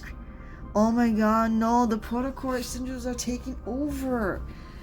Crystals have consumed most of his massive body that's hunched over. Strange growths are still pushing through whatever is left of his skin. Its face is twisted into a grotesque expression, its pupils gleam an eerie dark blue. Each step it takes makes the ground tremble. Stay away! With trembling hands, the woman covers the child's eyes. Don't be scared. It's okay. Don't be scared. Zane! He's gonna protect them, is he? Or... Zane... Inside the car, Zane's nerves suddenly tense as the ringing in his ear, which has subsided violently, returns. Oh my god, no! Sharp spikes grow from the ice, materializing in his hand. Oh no! Zane raises his arm and aims the icy torrents at the monster. The colors of the night silently approaches into this power. It's like death itself. It's waking up from it. Oh my god! As the monster raises its hands towards the mother and child, a cold gleam suddenly cuts through the air and pierces his chest. Fragmented ice blooms from the monster's chest and almost covers its entire body. The woman looks up in shock to see a figure step out of the car. Moonlight illuminates his cold, almost mechanical gaze. As the monster lunges forward, a thin blade of ice instantly materializes his palm. Quick like the wind and emanating deadly frost, it flies towards the monster's body in the blink of an eye. Mommy! It's okay. Someone's here to help us. Just hold on a little longer. Stay awake. Promise me. Amidst the shining of ice crystals, everything seems to freeze in time. The monster falls to the ground and snow flies everywhere, obscuring all visibility. A white mist appears. A violent gust of wind howls and sends ice crystals towards the motionless woman. Still dazed from the recent brush with death, he stares ahead. From the blizzard, footsteps approach. Each step echoes as like a ticking of a countdown. Please, save my son. He hasn't turned into a monster yet. He won't become one of them. Oh my, no! This is everything that Zane doesn't want to... Oh no, The tall man blocks the car's headlights and casts a shadow over the mother and child before him. The woman shrinks back in fear, and the chocolate slips from the child's trembling hand. It falls onto the snow. Saving him would be pointless. No. Oh no, you could tell. Oh no, oh no. How dare you! Ignoring her anger, Zane bends down to pick up the chocolate and holds it out to her. Ice crystals fall from his fingertip, landing onto the chocolate wrapper, and they melt to wash away the blossoming bloodstains. He's beyond saving. No! He hasn't turned into a monster! He's still alive! Oh my god. Heart-wrenching sobs slice the darkness as clouds once again observe the moon. Zane's silhouette quickly dissolves into the snowy night.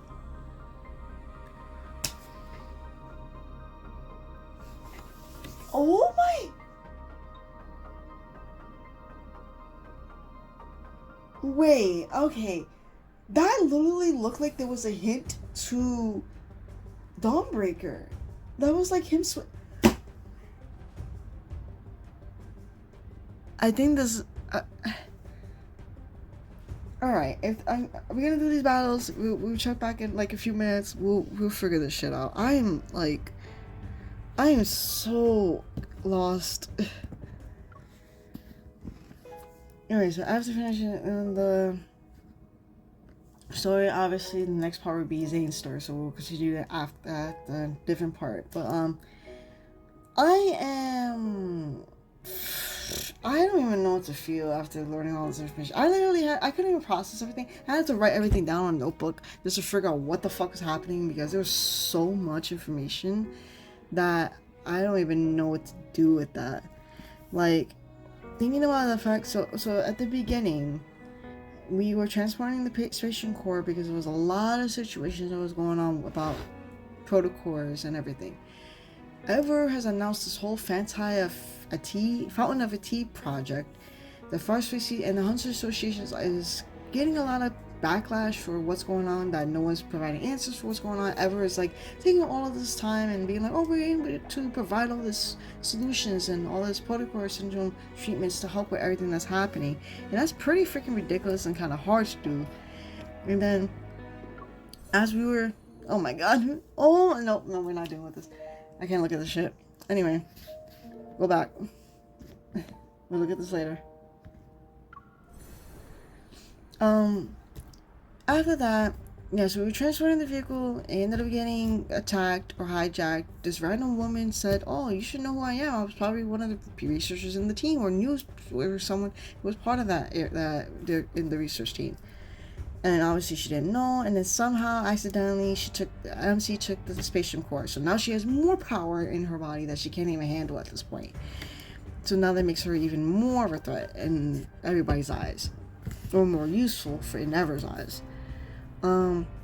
We go to Sylus because apparently the guy Center was in the N109 zone. We go to him to help. That little moment with him and Luca here having a gaming moment is kind of cute. That's really interesting that they actually have a gaming VR pod that they all play together. That's like the cutest thing ever. But you know, back to outside that's the news. We have to go back to action and to help Sylus with the whole Ever situation. Apparently he's making some deals. Obviously they were trying to attack him because they're making anti-evil weapons where they could disrupt evils now, which is kind of nuts that they're able to do that, or they progress enough that they're able to make it.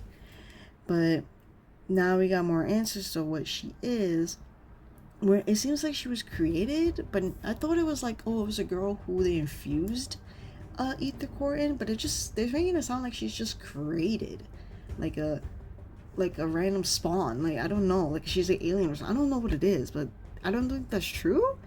I'm assuming, my assumption was that she was just a little girl and then they infused the ether core in her heart. But she sounded like, oh, that she was just born out of nowhere with this power after all the experimentation. But I'm assuming that's not the case.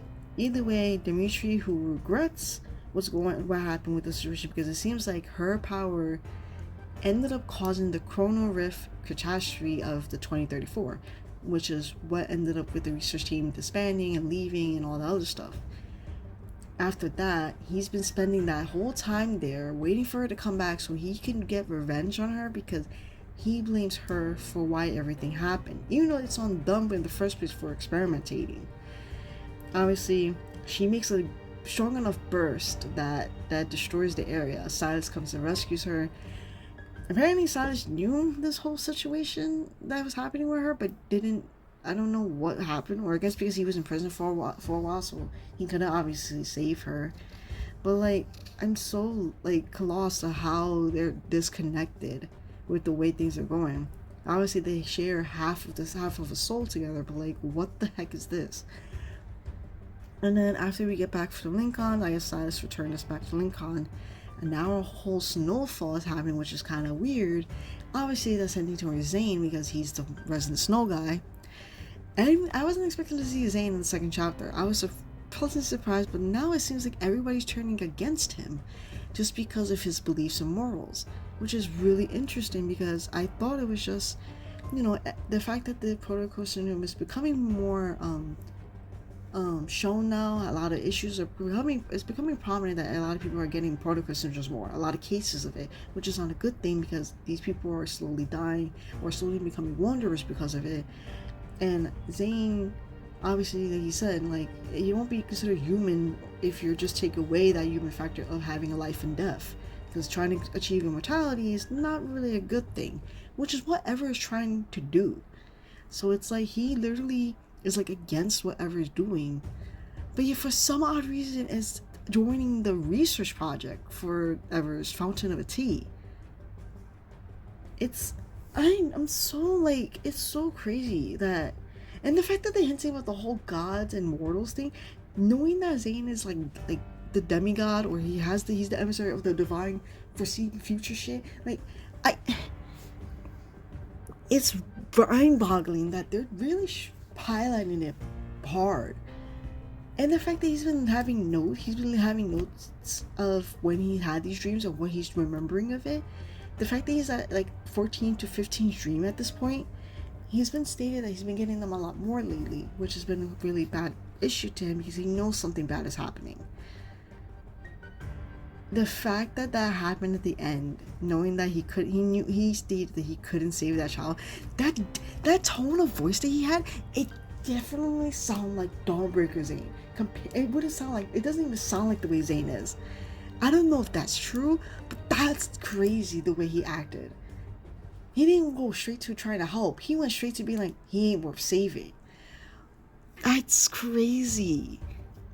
This whole two-parter, we're not even done with it, because I now have to go through Zane's story, and that's more terrifying to me. Because he's my main, and he's my guy. He's my husband. I don't even know what's gonna happen with him. This was just overall fucking nuts, and I don't know what to think of it. It's just, I'm just so lost.